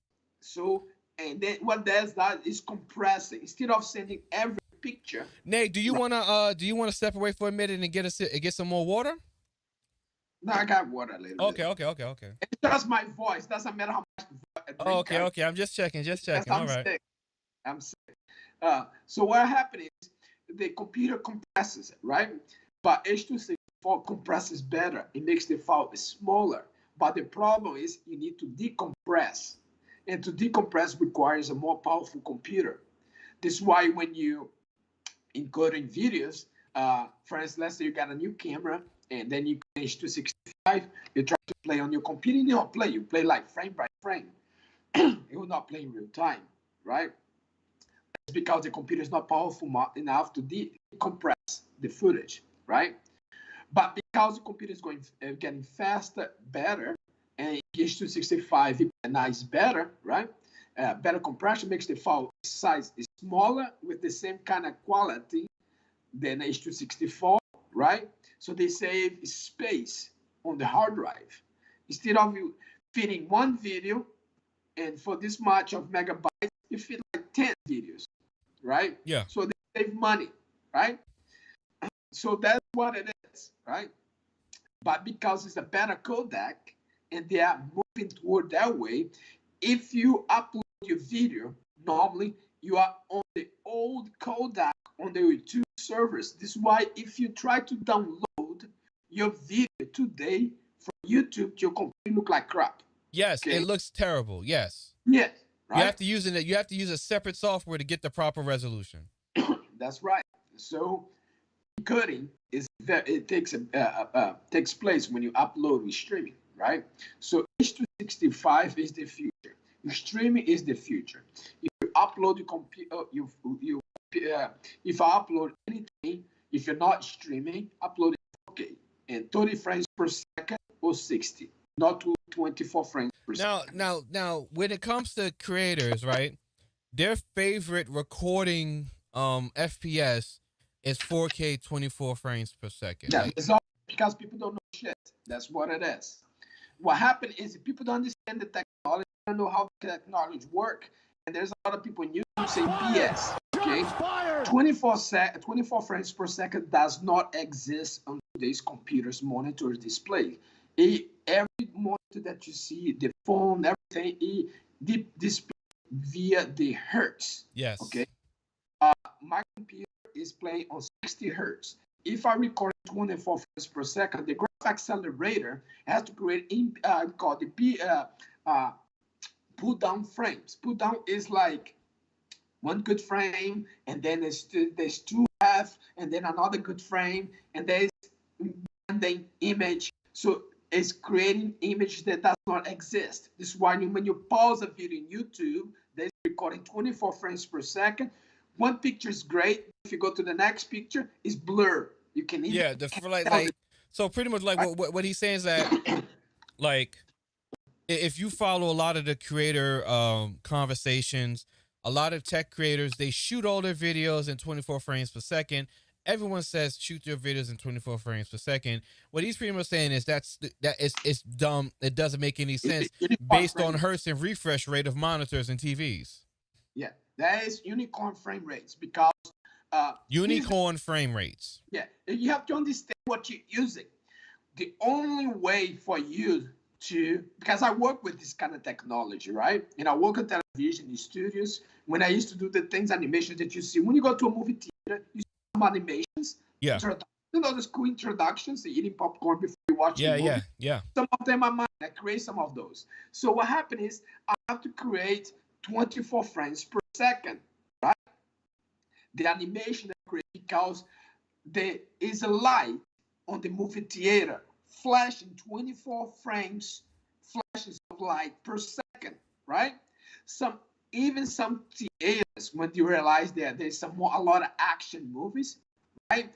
They play back in 48 frames per second, double the frame rate. Otherwise, when they're copy passes through, it goes like this. Okay?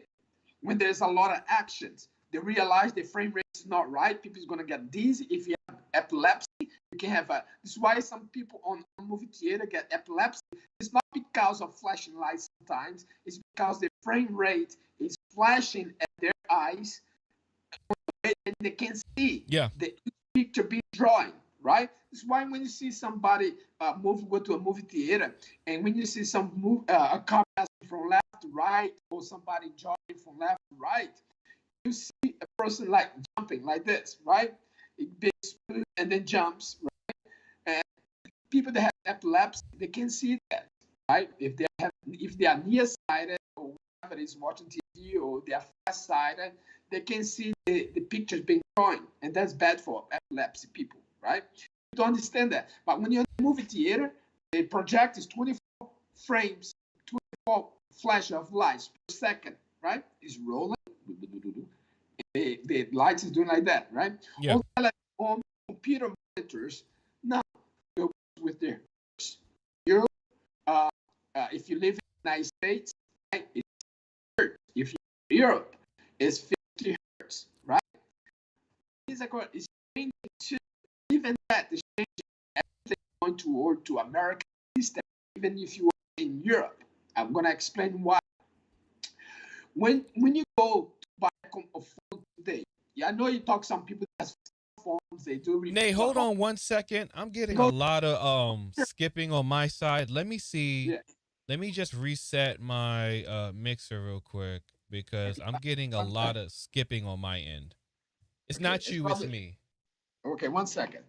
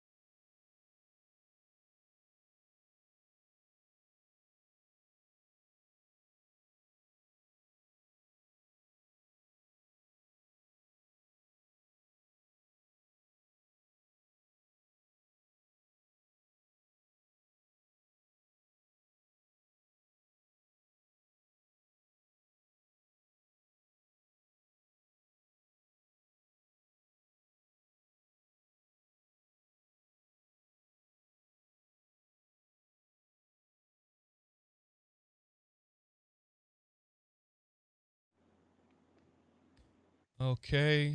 Yeah. Okay, go ahead, talk. Yeah, yes, I can talk. I'll try to do full screen on this thing.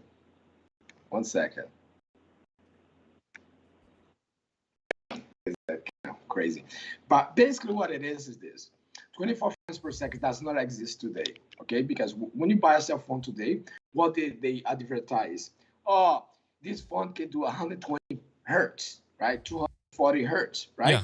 This is the graphic accelerator taking a video that's 30 frames per second and making 120 frames per second. I imagine the video, it could be my video here, my stream over here though, low resolution. Is all good? Yeah, let me just go ahead. Yeah, because I'm streaming on the phone. Um, so basically is the if you record in 24 frames per second, the computer have to create the missing frames, okay?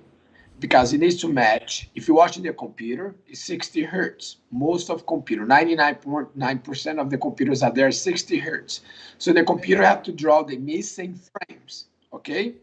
If you watch on the phone, most phones now are higher hertz, okay? So it becomes smoother, right? When you buy a Blu-ray DVD in a 4K TV, some Blu-rays allow you to change the frame rate to 24 drop per it down. second. Okay, so you do not create the blending picture. Instead of see one hand here, another hand here, here. What they show when it up making more frames, it create a hand here and then a mix of another hand here, and a mix. It is bad, right? So the computer is creating the missing frames. So unicorn frame rate, 24 frames per second. Okay, and because YouTube is so huge and a lot of content is being created in Europe but being broadcasted in the United States, and there's a problem conversion from 25 frames per second to 30 frames per second because everybody here is in a different hertz, right? So when you watch content built film in UK, you see a lot of problem with playback. I don't know if you know about it. The content people talking is like jumping. Okay, so pretty soon we're gonna have a universal frame rate. Period. Okay, it's probably gonna be 60 frames per second. And but people say, but I want to create the cine look, right? That you see on the theater. That's obvious. You can create the same thing on in post in After Effects. You can have a 60 frames per second, and you can render with visual effects that mimic the movie creation, the movie playback. But when the computer playback, it sees a 60 frames per second or 30. See what I'm saying? So what it does, it will not create the missing frames.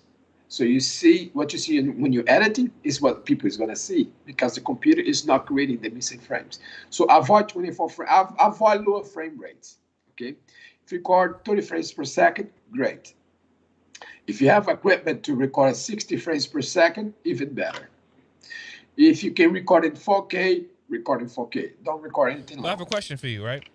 Back it up a little bit. Right. So you mentioned about when we were talking about I believe it was talking about the 24 frames per second. You saying people that don't really know what they're talking about.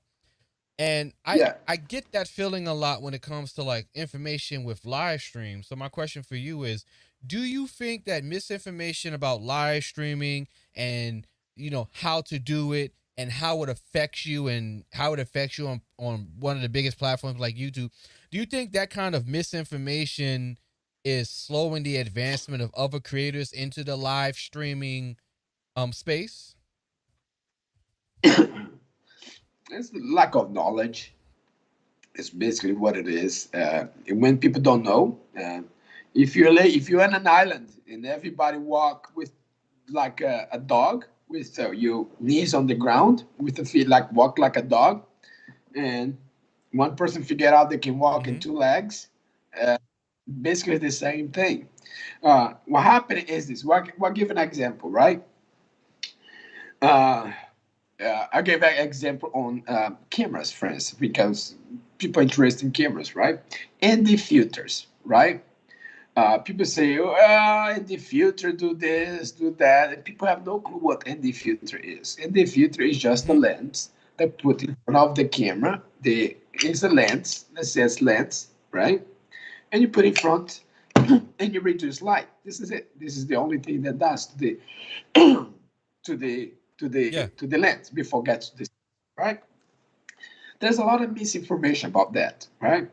A lot of misinformation about what frame rate you should record. There's a lot of misinformation about the compression you should record, right? People say, I got this camera, I paid $5,000 for a camera, but I'm not going to use 200 megabits per second. You pay a lot of money for that, right? And I give an example. People that buy drones, right? They buy a drone that costs $3,000 for a drone, right? And they use the everything automatic on the camera, right? And let the drone do all the things automatically. What you pay is a flying camera. So you pay $2,000 for the camera. The rest is BS, right? And you're letting the drone make the decision for you. You make mistake. You buy a DSLR, $5,000 camera, and you use everything auto. It just made your camera like $300. Okay. So basically, what I'm saying is this: before you invest in any technology, see what you already have. Right. If you have a camera, learn the maximum you can get it from the camera. See the limitations. Until you don't know the limitations of your camera, and until you don't know the limitation, what you know about the camera or how to film, whatever it is, don't invest in anything. That's what I say all the time. It's like, it's simply become a master of what you have before you want to look and buy something else. Like if you haven't mastered that camera, if you haven't mastered that mic, that audio interface, that mixer, don't go out buying a new shiny device unless you've mastered what you already have. Yeah. You learn something. Like before, I tell people, before investing in a drone, learn how to fly a drone. Okay? Don't even think about cameras yet. Learn FPV. Fly with FPV. Learn FPV first before you buy a drone camera. And then you never crash your camera that you pay for $3,000, because flying FPV, it will make sure that you know how to fly, right? It's like flying an airplane. You don't go to school and study many years and fly a plane, and you take a chance that every time you take a chance, fly a plane, you have 99% you're going to crash, all right? No, you know that you have 99% that you're not going to crash. It's not like it's better than a car, because the computer is helping everything, right? So before you buy a drone for filming, learn how to fly. And then when you learn how to fly, you ask yourself, what I'm going to do with the camera? What I'm going to film? You're going to film personal stuff? Don't spend too much money on a drone, okay? Just buy something decent, okay? Get good picture. If you're going to do something professional, learn how to film professionally before you invest in a flying camera, right? Same thing with mics. If you want to buy a mic, what are you going to do? A podcast? You're going to have a show? You have an order? You have a program to tell people how to do a show? Don't invest too much money on an expensive mic. Invest learn new skill sets, like how to talk. Go to a school that teach how to talk to That public people. speaking, Uh, public. Let me say something real Work. quick about public speaking. Right, public Yeah, speaking is probably the most important skill when it comes to just content creation in general. Live streaming, uploading, podcasting. Public speaking allows you to be comfortable in front of a camera, in front of a mic, by yourself, with other people, or on a live stream with multiple people on the panel or in the chat room. Public speaking gives you learn the ability to speak with purpose and have a purpose when speaking, right? So for example, yeah, there was a Twitter Spaces, right? Twitter Spaces is like where people go on Twitter and they sit in the room and they have like conversations. So there's a Twitter Spaces and they're asking these creators that have like 700, 800,000 millions of subscribers. And you got these creators getting on there and asking people like questions like, how do you get rid of filler words like, the, and, are, things like that. yeah, And the easiest answer for that is simply public speaking and practice, right? Because the filler words are because you're speaking without thinking and without taking your time while you're speaking. So your brain is trying to keep up with your mouth, but your brain can't keep up with your mouth. So your brain automatically uses words like the, and, are, or, to create a pause so your brain can catch up. yeah. One thing that I highly recommend to anybody that want to do like what you do, your anything you YouTube, right? And they are kind of shy. Take acting classes because Or acting classes improv. teach you. Yeah, it's now the reason why I ask you to do that is to they teach you the proper way to look at the cameras. Okay, because people they don't know, most people don't know how to look at the camera when they're talking, They get right? nervous. They They look look away at from the camera. yeah, yeah. Why here's the thing. When you live stream, don't look at yourself while you live stream. Look at the lens. I'm looking at the lens right now. It's like a one-way conversation with the people that's watching. See? If I'm talking to you, if I'm looking at the monitor right here, I'm blocking the live the chat, the people that are involved, right? You gotta look at the lens. If you wanna read something, let's say I have something here to say, right? You can read it, right? Let's say you check your information on your chat. Here's a good tip, right? Let's say that you have your chat in front of you and you read a question, but you read in your mind your question, right? And then, oh, you're asking this question. And then you look at the lens and says, look, live stream, you gotta look at the camera. It's a one conversation. Okay, when you go watch television, you don't see a person talking to the side because the camera is right there. So look at the lens, because when you look at the lens, it's like look at the people's eyes, right? You gotta learn that. It's very hard to do, and sometimes I help people.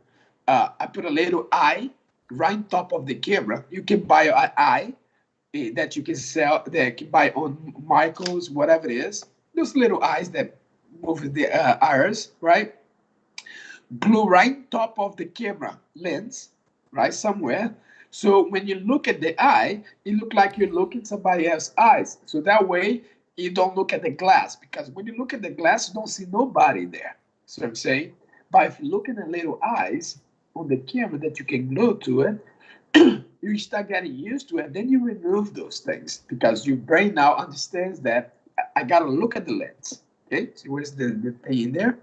Because myself is on the other side over here on the phone. See, if I look at myself, I'm not looking at the lens. Now, when I look at the lens, you see the huge difference.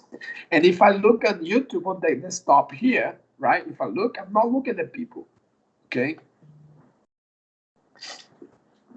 Yeah, that's like Makes in sense, acting, like right? when acting classes where they say when you're looking at a person, pick a spot on their face above a certain level and just hold it there. And that's where you look when you're looking at the person. That's where you look when you're looking at the Yeah. person. Yeah. Tip is this: live, check your chat. Your chat is your blood, live blood. With live stream without a chat, it's kind of most dead, right? Is a conference. This is why it's live. Otherwise, it's a dead stream. Okay. It's so important to make sure that you're like, because there's people that like they're just not interacting with the chat, like they're just talking, right? Which is fine if they're talking, but like you have to see the people that are in the chat room and communicate with them as well. That's why live streaming takes a great deal of multitasking. Because say like for me, like I'm talking, I got the OBS, I got 2 monitors here. I got OBS, I got the live stream on YouTube with Twitter, I got the Twidget, I got the Skype, I got the music, I got my sound effects and soundboard, but I'm still keeping up with the chat. It's a skill, it's an ability that you have to practice. Yep, you learn it. You get used to it. You watch what you did and see that you're not looking at the camera. When you look at the camera and watch back, and I say, "Oh, look what I did wrong." Okay, put a little eye near to the lens because I'm talking the front on the phone because my Skype here. I was trying to move here. Let me see if I can put this way. My phone over here, right? And it does not allow me. Stupid phone, right? It goes to screen, right? What I'm supposed to see on the other side with the camera is if I do this, right, it will be the other way around. Okay. But what I say is watch people doing live stream and they are not looking the lens. It's like, to me, it's like a dead stream. Okay. It makes sense. But what I'm saying, also, I can even losing my two voice. What I'm saying is this: the future is live stream. Don't upload things. Just upload as a live stream. If your system can handle that, okay? If you have the bandwidth, do a live stream and you stay on the chat answering questions. Boom, a lot of views comes in, okay? You participating, and people gonna notice that. Wow, he's showing a video. So even though it was pre-recorded. That's what I'm saying. If you're live streaming, you're set for the future. YouTube is going to filter all the content that's bad out there because they want to compete with the networks and they are winning. Okay, more and more people is watching things on live streams. So before you continue, okay? So shout out to everyone that's on my timeline, the East Coast. Merry Christmas to you. It's 12 o'clock over here. Merry Christmas to you guys. He's about 3 hours behind me, but what I want you to show me, what I want you to show now, like I want you to show the people your setup, because I want the people to see how you don't need to spend thousands of dollars to have a quote unquote YouTube studio. You just need ingenuity and skill and technology. All right. Well, I've got to move the. Yeah, I got to see this. I got to see this. Gotta make sure that because I'm in underwear, right? My other camera does not see me. So I have other camera there, right? If I stand up, you're gonna see my dingling. No, Joe Biden, we don't want to see that. Yeah. Let me show you how this all crap I have here works. Okay. I have this here. What I did, right? Yeah. See this here? I have a magneto. What the freaking thing? Let me see if I can fix the camera first so I can be able to see. Okay. Hold on. Because I'm seeing half of it. So I'm gonna drop it down right there. We're gonna wait for you to get your Oh, you got it fixed? Okay. I see tiny, but it's okay. So when I bought this cable, it's like a magneto, right? You go boom. Oh, okay, magnetic cable. Okay. So it break. Yeah, it doesn't break. So here I control everything on the computer on touch portal, right? So in here, right? If I want to change something here, I click this button here. I'm not connected because the computer rebooted, right? So I open touch portal. Is application that controls OBS, and it's gonna open. The thing link. See, it's gonna open, and I open it for today, bastard. See, it's open, right? That now when that's touch portal right there. Here, touch portal. Let's communicate with the tablet, okay? And I can change the OBS, okay? I can change everything. See that? It changed it. and I can go over here. I change it. Boom. See that? Now it's my other camera. If I stand up here, the girls is gonna fall in love with me because of my diggling. See, here's what I do with Biden. Okay, let me turn this on. Let me turn this on so you can see. So here I go to visual effects. I say speak, show me, right? And look at this. It's gonna mic by, hey, what's up? See, I'm gonna change the, if I talk, right? Say something. Hello. Hello. Keep Hello, talking. hello, hello, hello, hello, hello. Hello, everybody. See that? See that? And this is why I press the legs. See that? Uh-huh. You got the legs, the other legs, right? And have the, let me move my mic in here. Okay. My mic is, the problem is I have the speaker on, right? But here's the thing, right? This is where I control everything Yeah. when I'm doing my live stream. Okay. I have all set up, I have the cameras and so forth. So I have this camera, right? When I click here, you change to the other camera. The other camera is what I do my things in here. Okay. Okay. When I do live builds, I build autonomous drones, right? Helicopters, right? And here's what I have. This is very useful things to make holes in things, right? Yeah. A 3D printer. And everything I build, I gotta build too. It's FPV. So I do FPV with my son. So everything I do, you have to. So with everything has cameras. See, this goes very fast, even boats, right? So I build everything. And I have And that this laptop is laptop over connected to your here that's computer and can be controlled. switched to with touch portal. Yeah. So if I go over here, right? If I go to game, right? And Oh this my now I God. on this computer, That's crazy. see that? But I see there's no nothing connect there. So if I go back in here, right? I can press a button here, right? Now I'm from here. I'm gonna be able to control the laptop. If I click here, look, boom, and then if you look at the laptop, it shows up in there. I can do anything. So I can log in, right? Uh, so boom, see that? From here, and then is logging in. See that? Wow. From the other side, okay? I can do Wow. everything on here as well. Okay, so here's the thing. This is the It's a camera that I Lumix. use.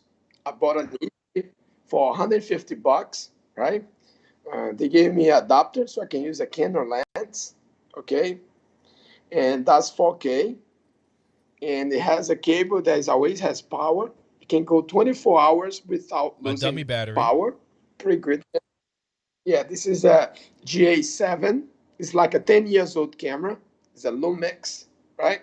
That's the camera that I use for live stream, right? As you can see, this is the other computer That's voice loading, meter banana. right? Yeah, I can go over there, right? And I can go like this and shut down that. And you can do that through Go over here, I OBS? can do update. Yeah, What? for OBS. So I can up. So if you here, look, update, boom. So it's rebooting, right? So you can see that it's shutting down. It's gonna update because that's long time. And here, what you see in here is when I do a live stream with OBS, right? If I go for here, oops, oh, thank God the freaking Biden is on because you almost saw my dingling. So let me take this his legs off. And here's the thing how powerful OBS is. People don't know, right? OBS does over $100,000 switch does because I used to work with Yeah. those switchers, right? Here's something that people don't know, right? See this is stupid television over Yeah. here, right? I need to see what I'm building, right? So when doing live stream, I have this camera pointing down, right? So in here, right? First, I gotta turn this stupid television on, right? Somewhere in here, right? It's one of this button, right? In OBS, okay, in Windows, Windows 11, right? I can right click, um, displays, right? And here I can show on this one, I can show extend display, right? And I say keep, right?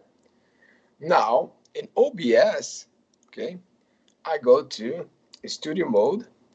It's good to be in studio mode, right? And I go view, okay, and screen and the other monitor. Check this out. When I go over here, right? Let me turn this stupid TV on. There you go. When I'm here, you're probably gonna see my dingling here. No, I turn it off. See that? I can see the preview, what people see, the program, and all the scenes in here. And I can go to OBS here and customize which one I want to see on that television. Okay. And if I go to settings, right, this is how you do it. You go to settings in OBS. Okay. And that is like having 24 monitors.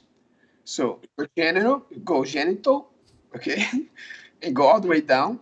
See, I have 8 scenes, and I can say 24 scenes, and I say apply. Okay, check this out now. Okay, look at this. How many I have now? Oh my God! I can see everything, and this replaces that whole entire convoluted Mini studio monitor setup. Yeah, remember the guy that was a guy on your live stream? I say you don't need none of that. Look what I have here, right? And here, right? If you look over there, right? If I in here I can switch, and you see a switch in there. I can take my tablet, right? See that? In here, right? I took my tablet. Look at this. I go over here. It changes it. Wow. See? And I can change setups. The gas, the desktop, okay, the laptop. See that? Oh my God. And I can change it. And if you have a big monitor, it looks like a bunch of these monitors. So when I'm live streaming here, this is what the people see. This is what the preview is, okay? And I can see that the screen is selected. So if I go over here, right, boom, it's selected. And from here, the way I build this, I can go to transitions, right? And I say, I want a 3D thing. So when I go from this camera to Biden, it's going to do the transition thing. See that? Everything live. That's cool? Man. And that's controlled with a $80 tablet. God. This is what you can use. And we haven't said you got to get a $150 stream deck or $1,000 Mini or $4,000 camera or $7. Man, show the computer. No. Show the computer. Okay, I built this computer for $300. Okay, didn't even have a button to turn it on, right? So what I did, I bought this. It's connected in there, so I can turn it off, on and off. Yeah. Right. And I built this shit. Look at this. Look at the computer, y'all. It's a tiny motherboard. Yeah. See? This is the setup on the back. And this is why I set up the back. How many capture cards? How many capture cards is in there? Right now, I have 1, 2, 3 and cards. I have yet to see Elgato in your studio setup. Do you have anything Elgato in your studio? Yeah, and this, no. I only have, and then I have this. This is the one that I bought. It's like $10. I never use it. Right? This is to switch HDMI switcher. Okay, yeah. All right. This is what my mic is connected. I put a thing in there. That's the audio interface. You know what I'm saying? And I bought this microphone for $10 on what do you call this? eBay? Oh, the microphone. It's an Audio Technica. What do you call that? That thing that people lose jobs, they don't have money, and they sell for nothing. Shop. Pawn shop. People You lose find a jobs and bunch they of sell for microphones. nothing. Like, yeah, yeah. You find good microphone that people spend like $500 Yes, for microphone. You buy yes. for $10, right? This used to be for a camera. So look what I did, right? People don't know that when they're watching my thing, right? And I even had to wait. So I'm kind of lazy. So I will Oh ways to my hold God, it, this is right? like. So this is the light, the green screen. Oh What I yeah, yeah, did, yes. Talk about the green screen. the green screen. Remember the light to light green screen. I have this light You on need a top. lot of light for a green screen. I paid for this light $9, $6 on Ace Hardware, right? They were like for sale for $6. So I bought three, right? That one in there, and these two lights is for the green screen only, okay? And because your light over here cannot light the green screen, okay? You have to be separated. So you get a very nice, even green screen. So the green screen, I paid like $10 from Amazon or something like that. And I made a frame of wood, Yeah. okay?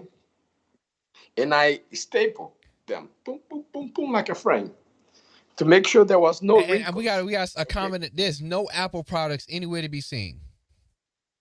Yeah, there's there. So, and here's where my boy does the stream, okay?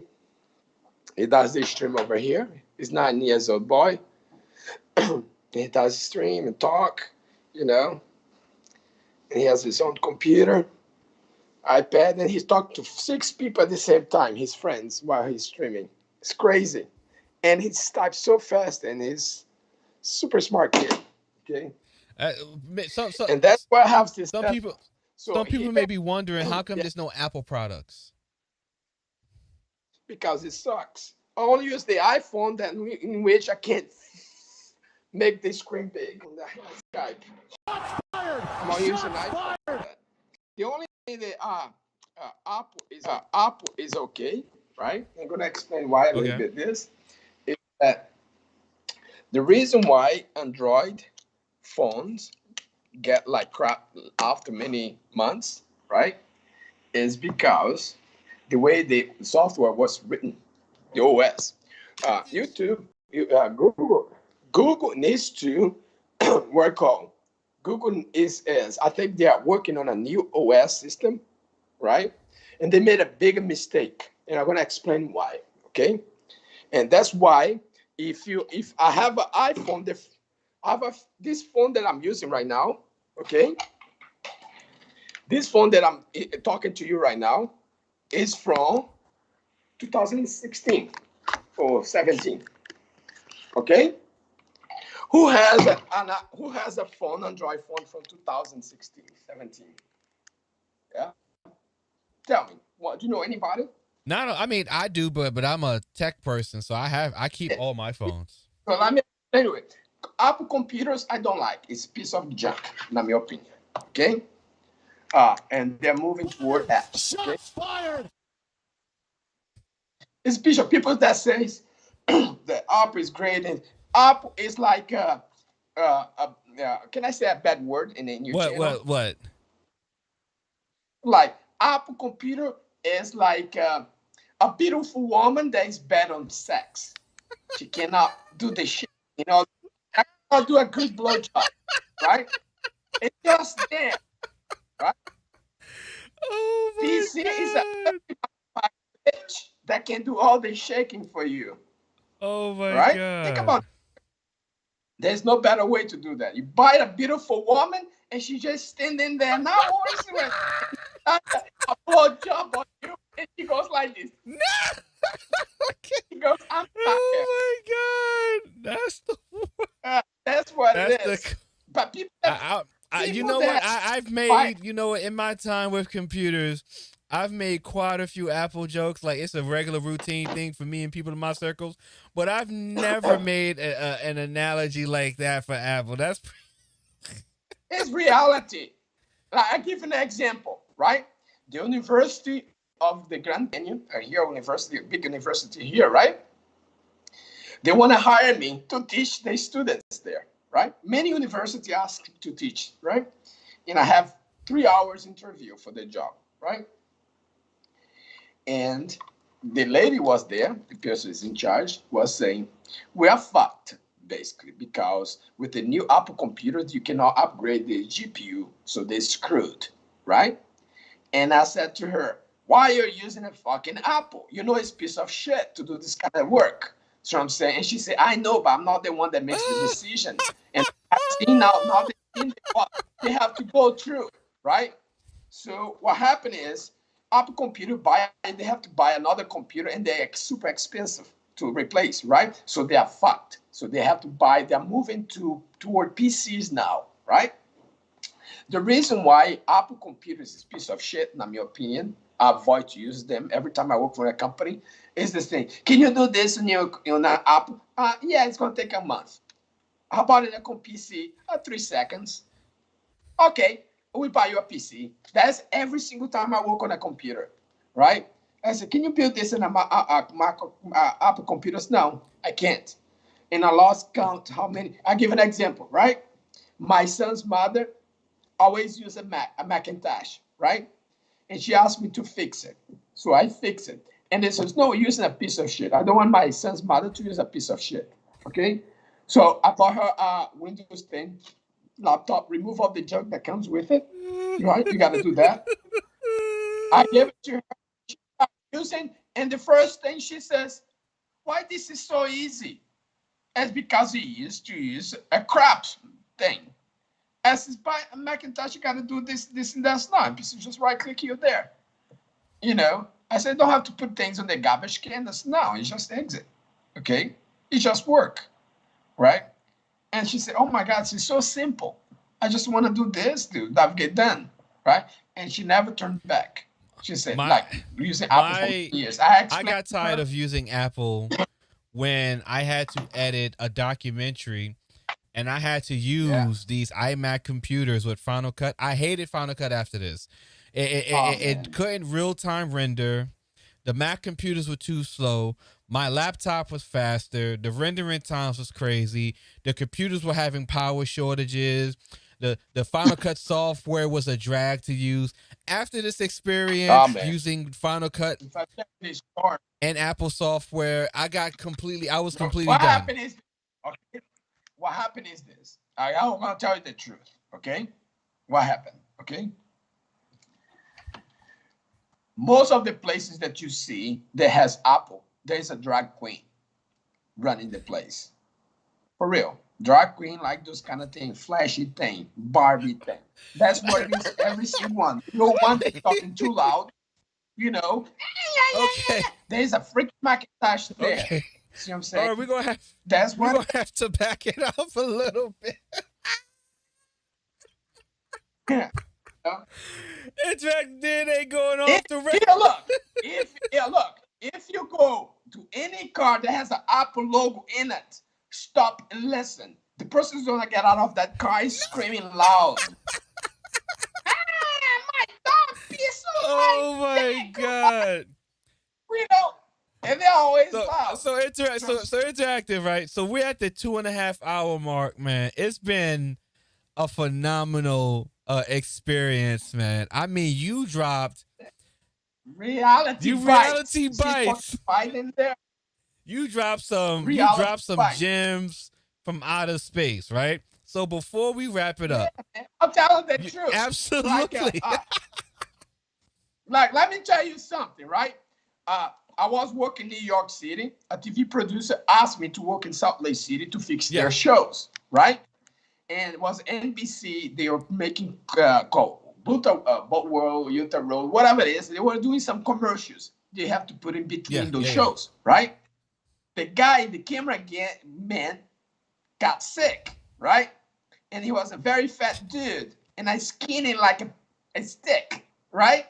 And the battery when holding my bat, I had to wear the battery of those big cameras, like you're going to war, right? You know, like El Bandito. Yeah. You know, right? People thought like because he has like chunk of batteries, boom, boom, boom, boom, boom. Look like I'm gonna, you know. So this back then, in 1995, 96, 97, 98, around that year, right? So they hired me to do that. So I went. And there was this guy, They was famous. Everybody was just like, everybody that see him on the street, they goes nuts because famous, right? So I'm going to shoot the video. So I went there because the other guy is sick. So I went there and he goes, okay, 3, 2, 1, and start talking. And I said, excuse me, sir, do not say 1. I need a pad to edit. Okay? Do not say 1. 3, 2, 1 is silent.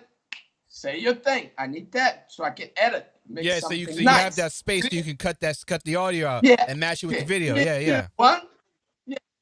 Now he said, I have been doing this for 30 years, blah, blah, blah. And I said, I don't give a damn. I don't give a crap. If you don't do this shit over here, you're not going to have a commercial tonight. I'm going to add this fucking thing. If you do not say the way I'm saying, you go fuck yourself, I said to him. And everybody was doing this. And my boss says, do what they're saying, because otherwise he's not going to have a channel. He doesn't even know my name. It took me 6 months to remember the guy's name. He had a weird name, right? I could not remember the name of the company because he has those kind of crazy names. And I said to him one time, I answered the phone, I said the company's name wrong. And I said, how in the world you can have a company with a fucked up name like this? I can't even pronounce it right. 6 months and I still don't know, right? And he knew me the way I am, right? Just the way it is. Listen. So he never answered the phone again. Listen, you would be, if you made tech content, you would be a sore in everyone's behind because of how you tell the truth with things when it comes to this tech stuff. But man. Let me tell you the problem. Hold on, save that interactive because I do. Like we're at the 2.5 hour mark, so I'm gonna wrap it up here. All right, you finished. I'm sick too. You're leaving, right? Man, I can spend hours. I know you can, but you know what? But you know what it is? Like I do want to do this again with you, right? Absolutely, I want to do this again with you. I'm sick. I want you at like we got to do it again. You're at 100%, and so I'm all here for the Apple slander, right? I'm here for the Apple slander. The reality is this, okay? There is a lot of cynical people out there. There's a lot of crap in YouTube. There are a lot of evil people out there. There are a lot of irresponsible people, but there are a lot of great people too out there, right? And I was raised by a captain. I was raised by somebody that was very strong in the military back in Brazil. And pride, you got to have pride on your name. You got to pride what you think. When you bend over, right, you lose your game, okay? Because if you lose a job today, you can find another better job tomorrow, okay? But you never bend over to anybody. If you believe in something, stay true to absolutely. It. Absolutely. Those are big facts right stay there. Good. We gotta drop a bomb. As soon as you become a brown nose, you know. We gotta definitely drop a bomb on that one. As soon as you become a brown nose because somebody is this, because of that, because it's famous, I didn't give a damn. I worked with Will Smith, Michelle Pfeiffer, Microsoft, Bill Gates. I worked with all those big people. I didn't give a damn. I just care about my paycheck, go home, do my work well, and this is it. But a lot of people kissing asses for no reason. And at the end of the day, right, there's a lot of people, even with the creator thing, there's a lot of people who, you know, they snob up the bigger creators. They chase clout. Let me give an example. I was in California working for a company, before we end this, working for interactive video technology in Los Angeles, right? I play basketball, right? I was working for a Playboy project, right? And the project manager invited me to go to a meeting. And I said, look, I have 3 projects that I need to finish. I'm the only one that can do this, right? Interactive video stuff, right? So they invite me into a project called Get Game, okay? I go there. There was huge guy. Their hands was like this size, right? I didn't know none of them, right? I did not know about the project or anything. They just put me in the project. And I sat down and then I look at a guy that was he could kill me in one slap, right? And I said, "What's your name, sir?" I said to him. It was a lot of huge black guys, big guys, right? That can kill me like. I look at him, he say, "Joe Sally." And I look beside was Joaquin O'Neal, Oh shit. right? I remember that I did the project. And I said, keep asking their names, right? The project manager from Australia was in shock. And he says, there are people that pay $1,000 to shake their hands. And I said, never me. They're not a beautiful woman. I'm working with a Playboy right now. They don't get what they got there. So I say, I'll never do that. Pay $1,000 to shake their hand? No way. Hell no. Right? They start laughing. The Joe Sally, Joaquin O'Neal, he said, I love this guy.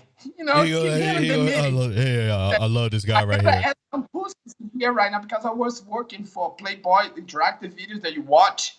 Every time you watch, the girl takes a close off. If reacts thing was interactive technology, right? And I said to him, I gotta add some Playboy. I'm not gonna stay here between you guys. I feel like an ant between you guys. I don't care. Whatever you talk here, the secretary take notes and send it to me because I got 3 projects. Oh my God. So listen, Interactive DNA. But before we wrap it up, right? Real quick, the title of the stream. Give me your final thoughts, right? The future of live streaming. Where do you think it's headed? Do you think it's headed in the right direction? Here's the thing. Everything's going to change with 5G. You haven't seen nothing yet. Okay, 5G is going to allow you to stream 12K. Okay, easy. Okay, understand the technology. That's what's heading. Okay, so if you're streaming 1080p right now, 4K right now, it's going to be nothing in 5 years, right? So all the content that you created today is going to be garbage because people be streaming in 8K. Well, people are contemplating right now how important 8K is going to be. So it's going to change so fast. What you people don't understand is this.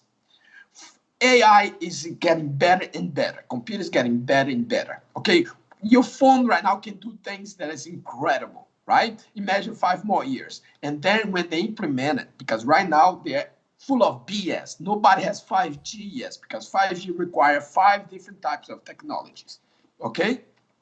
First of all, to get 5G in your area, you gotta have a freaking little side lights inside of your house, inside, outside, reflect because they're not penetrate well through walls.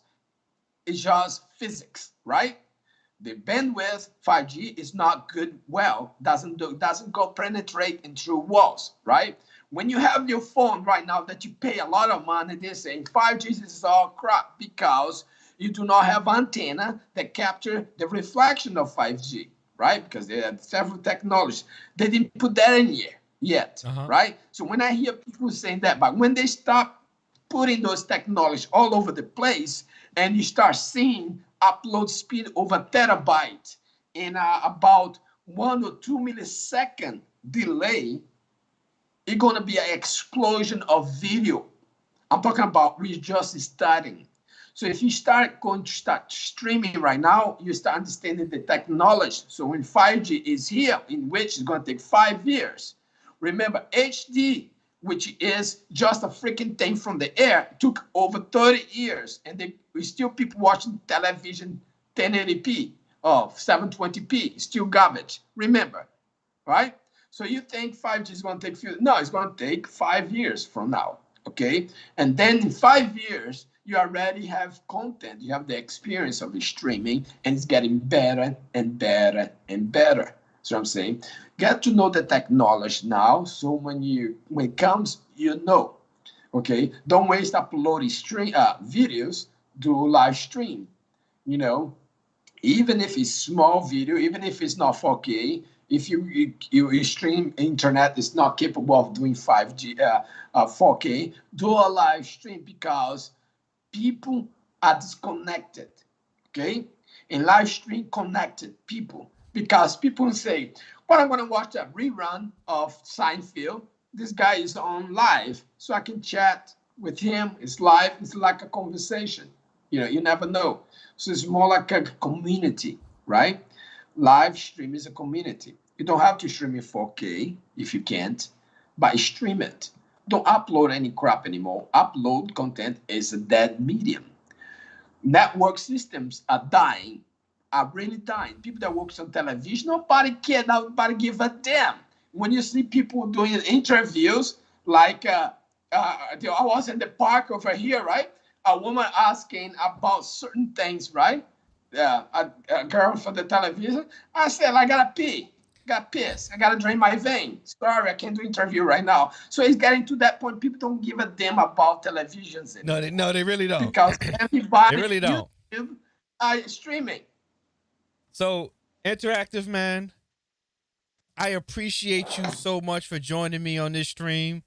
You have made this one of my instant. This is a classic stream for me, right? This is a classic stream for me. Yeah. I mean, you dropped like the gems that you dropped is like are insane. Like I have to go back and clip some of this stuff, and I'm gonna actually add chapters to because you dropped just some straight gems. OBS is giving me the red square again for whatever reason it is, but that's okay. We're gonna wrap it up. InteractiveDNA, I gotta have you back on here again. I greatly appreciate you for joining me on the stream. Merry Christmas. Feliz Natal. Merry Christmas over here. Merry Christmas to you and your son in a few hours. Thank you very much. We will chat very much. We will chat very soon. You guys check his channel out. My mistake. I didn't put your channel in the description box. I'm gonna share it out. But you know I'll share your channel out. People that enjoy the live stream, you know, he's a cool guy, you know, better than watching television and many other TV shows. Follow Silva. He's cool. Absolutely. You know? I am cool. That's why I help you. And I said, this guy has potential. Thank you. You know, he has that, you have that charisma that many people don't have. Live streaming is not for everybody. No, it takes some personality. Look, if you don't have the charisma, right? Where's the point? There's no energy. If there's no energy, but you know what? I wanna like the next time, whenever you're available, I wanna have conversation about that stuff as well, because that's something very important, and we can talk about that next time. Because I know you're gonna go off on that, and I can go off on that too. But Interactive Man, I greatly appreciate you for your time and your energy. Please get well. Please get well. Fix your voice. Right, get man. well. I wish you and your son a Merry Christmas. And then we will talk soon. Ladies and gentlemen, InteractiveDNA. I'll close the Skype for you. You don't even got to click the button. I'm the host. I'll do that for you. Till next time. Perfect. See you. All right. Thanks. Oh my God, ladies and gentlemen. Wow. What a stream. Let me see, is the music working? Because the music hasn't been working. I have been having some audio issues on my end with my interface. So the music, I've been having some issues with the music. So I don't know if the music is going to be working. We're going to see right now if it is. Okay. That's it. So we're going to see if it's playing. All right. Okay. Wow. Yeah, it's messing up. I don't know why it's doing it. It happens sometimes. I don't know why. That's why we have this.